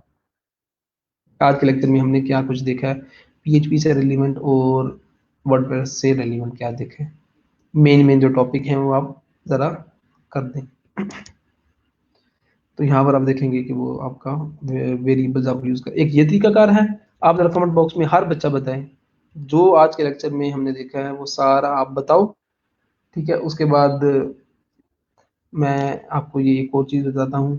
एक तो ये तरीकाकार है कि आप यहाँ ग्लोबल का कीवर्ड यूज करो। ठीक है, इसके थ्रू आप रेफरेंस दो। दूसरा तरीकाकार क्या है कि दूसरा तरीकाकार ये है कि आप एक सुपर ग्लोबल अरे है ग्लोबल के नाम से, ठीक है, आप उसमें क्या करो, उसमें फर्स्ट नंबर, ठीक है, इसको मैं जरा, हाँ अब आपका वो शो हो रहा है। दूसरा तरीकाकार ये है कि आप ये ग्लोबल कीवर्ड का रेफरेंस ना दो, ग्लोबल का जो कीवर्ड है उसका रेफरेंस ना दो, एक सुपर ग्लोबल अरे है, ये अरे नेम है, डॉलर साइन ग्लोबल्स के नाम से ये एक अरे है, सुपर ग्लोबल अरे। सुपर ग्लोबल अरेज का मतलब ये है इसका जो स्कोप है वो सुपर ग्लोबल है। ठीक है, ये ग्लोबल्स के नाम से बिल्ट इन अरे है। यहाँ पर आप देख सकते हो नीचे इसकी डेफिनेशन ये आ रही है कि ये अरे है। ठीक है, ये एक सुपर ग्लोबल अरे है, और इसमें एक्चुअली इसका फंक्शन क्या है कि जितने भी आपके ग्लोबल वेरिएबल्स होंगे वो ऑटोमेटिकली इस अरे के अंदर चले जाएंगे। ये सुपर ग्लोबल एक अरे है, एक एसोसिएटिव अरे है। एसोसिएटिव अरे से मुराद ये है कि इस अरे के अंदर जो वैल्यूज पड़ी होंगी वो की वैल्यू पेयर की फॉर्म में पड़ी होंगी। ठीक है, तो इस अरे के अंदर क्या होता है कि जितने भी वेरिएबल्स आपके होते हैं ग्लोबल, वो ऑटोमेटिकली, आपको नहीं करना पड़ता, ऑटोमेटिकली पीएचपी तमाम ग्लोबल वेरिएबल्स को इस सुपर ग्लोबल अरे के अंदर स्टोर कर देती है। ठीक है, अगर मैंने इस वेरिएबल को वैल्यू को यूज करना है तो इसके जो वेरिएबल नेम होगा वो उसकी की बनेगी, और मैं क्या करूंगा, इस सुपर ग्लोबल अरे में से ये वाला वेरिएबल की वैल्यू निकाल लूंगा, यूज कर लूंगा। ठीक है, तो यही काम मैं दोबारा बाकी सेकंड नंबर इसके लिए करूंगा, और यही काम मैं थर्ड नंबर इसके लिए करूंगा। ये दूसरा तरीकाकार है जिसके थ्रू क्या है कि आप इनसाइड द फंक्शन, अब का मकसद क्या था, इनसाइड द फंक्शन यूज करना ग्लोबल वेरिएबल्स को। तो ये दूसरा तरीकाकार है, दूसरा वे है जिसके थ्रू आप inside the function global variables को यूज कर सकते हो। ठीक है, तो इसमें क्या है कि ग्लोबल्स की अरे यूज करनी है, और यहाँ पर वेरिएबल नेम, वो जो variable name global variable name होगा वो एज अ की आएगा, तो ऑब्वियसली ये आपकी सुपर ग्लोबल अरे, ये एसोसिएटिव अरे है, इसलिए आपको वो नजर आएगा। तो यहाँ पर वैसे ये वो नेम शायद डिफरेंट है, सेकंड नंबर है, ये पूरा नंबर आएगा। ठीक है, तो आपको वो चीज शो हो जाएगी, आपको शो हो रही है। ठीक है, तो ये वो सारी बातें थी जो कि हमने देखी हैं। ठीक है, अब ठीक हो गया। सबसे पहले हमने देखा जी मेन्यूज क्रिएशन वाला, वर्डप्रेस में मेन्यूज क्रिएट करना ये देखा। उसके बाद मैंने आपको मफन पेज बिल्डर के थ्रू एक पेज बनाना वो सिखाया, और उसके बाद मैंने आपको वो पोर्टफोलियो टाइप की चीज़ बताई कि उसका अलग से ऑप्शन होता है। उसके बाद मैंने आपको बताया कि आप लोग किस तरह additional C S S, custom C S S implement कर सकते हो वर्डप्रेस के अंदर। उसके बाद हमने पीएचपी में फंक्शंस को देखा, फंक्शंस की definition, calling, parameters, return type, local variables, global variables, super global अरे, ये सारी चीज़ें हमने देखी। अगर इधर इंडेक्स नंबर दे देंगे तो नहीं होगा, कभी भी नहीं होगा आपका। जाहिद महमूद, चूंकि ये एसोसिएटिव अरे है, सुपर ग्लोबल अरे चूंकि ये एसोसिएटिव अरे है, तो कभी भी नहीं आपको यहाँ पर नंबर नंबर कुछ भी नहीं देंगे। नंबर देंगे तो कोई काम नहीं करेगा ये। आपको यहाँ पर वो की ही देना पड़ेगी, की को क्या होगी, की बनेगी, जो भी नेम होगा आपका वेरिएबल का वही एज अ की बनेगा। ठीक है, तो ये सारी बातें जी आप ध्यान में रखिएगा, फंक्शंस प्रैक्टिस कर रहे हैं। और भाई पिछली सारी बातें आपको याद हैं कि नहीं याद, बताएं, क्योंकि आगे आपको असाइनमेंट्स में दूंगा कस्टम कोड वाली। उसमें सारे फंक्शंस, अरेज, लूप्स, और हमने जो वेरिएबल्स और ऑपरेटर्स को देखा वो सारी चीजें आपकी यूज होंगी। ठीक है, तो वही मेक श्योर कि वो भूलना नहीं है। और आज जाके आपने क्या करना है, वर्डप्रेस पे पेज बनाओ, एलिमेंटर थीम, एलिमेंटर प्लगइन पे अपने काम करना है, ओपन पेज बिल्डर पे काम करें, एक वो ई कॉमर्स स्टोर क्रिएट करें, उस पे अपनी ई कॉमर्स वेबसाइट के ऊपर काम करें, फंक्शंस पे काम करें, और जितनी चीजें हमने देखी हैं वो सारी देखी आपने। ठीक है, क्वेश्चन हुआ तो पूछ लीजिएगा, और साथ में यार बेटिंग करते रहो। हाँ, एक दो उजैर अमान, आप क्या सुन रहे हैं मुझे? उजैर अमान और कुछ और बचे हैं, उनको मैंने यार मैसेजेस किए, मैसेंजर मैसेंजर के ऊपर मैसेजेस किए। असद के नाम से भी एक लड़का है, और जो लेक्चर सुनते हैं, लेक्चर लेते हैं, उनको मैंने मैसेजेस किए। तो यार आपको पोर्टफोलियो लिंक्स मिसिंग हैं, तो वो जरा बता दो। वो फाइवर की प्रोफाइल के पोर्टफोलियो लिंक्स जो है वो मिसिंग है। जिनकी मिसिंग है उनको मैंने मैसेज किया हुआ है, और जो जिनका जिनका जिनको मैसेज नहीं किया और उनका प्रोफाइल लिंक मिसिंग है, वो ऑटोमेटिकली मुझे मैसेंजर मैसेंजर के ऊपर वो सेंड कर दें। और दूसरी चीज, अगेन सुन लो भाई, आपने आज पोर्टफोलियो, और सॉरी, आपने आज फीडबैक फॉर्म फिल करना है पोर्टल के थ्रू।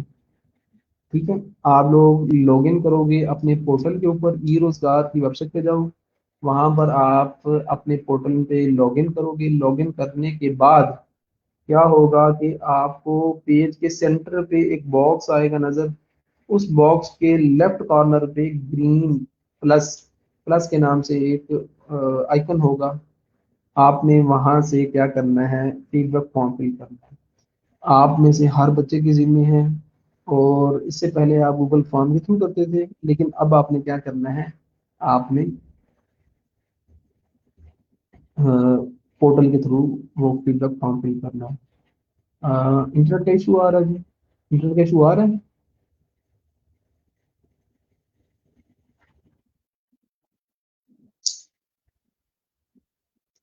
मैं मेरे ख्याल में वकार सलीम, आपका शायद वो इशू होगा, क्योंकि बाकी तो शायद वो सही नजर आ रहा है। तो भाई फीडबैक फॉर्म फिल करना है, आपको पता चल गया जी। पोर्टल पे जाके आपने वहां से लॉगिन करना है, और वहां से फीडबैक फीडबैक फॉर्म फिल करना है, और ये आप सबके लिए जरूरी है। ठीक है, हर वीकेंड पे आपको बताया जाता है, थर्सडे फ्राइडे को आपने ये फॉर्म फिल करना होता है। तो आप लोग क्या करें, आप लोग अभी फीडबैक फॉर्म फिल कर दें, और क्वेश्चंस हुए तो वो पूछ लीजिएगा। अगर कोई प्रॉब्लम आए तो आप वो लेक्चर के दौरान पूछ लें। आप वो सर शुजा से डिस्कस कर सकते हो, अगर पोर्टल में कोई लॉगिन करने में आपको इशू आ रहा है या आपको नहीं पता चल रहा। लेकिन पहले खुद से ट्राई लाजमी कीजिएगा। आप चूंकि इतना मुश्किल काम तो है नहीं, ई रोजगार की वेबसाइट पर जाएं, और वहां पर आप जाके लॉगिन करें अपने पोर्टल में, तो वो प्लस, ग्रीन प्लस कलर का एक आइकन आ रहा होगा, उसके थ्रू आप कर लोगे। ठीक है, अपना ख्याल रखिएगा बहुत सारा, और दुआ में याद रखिएगा। कल के लेक्चर में मिलते हैं इंशाल्लाह।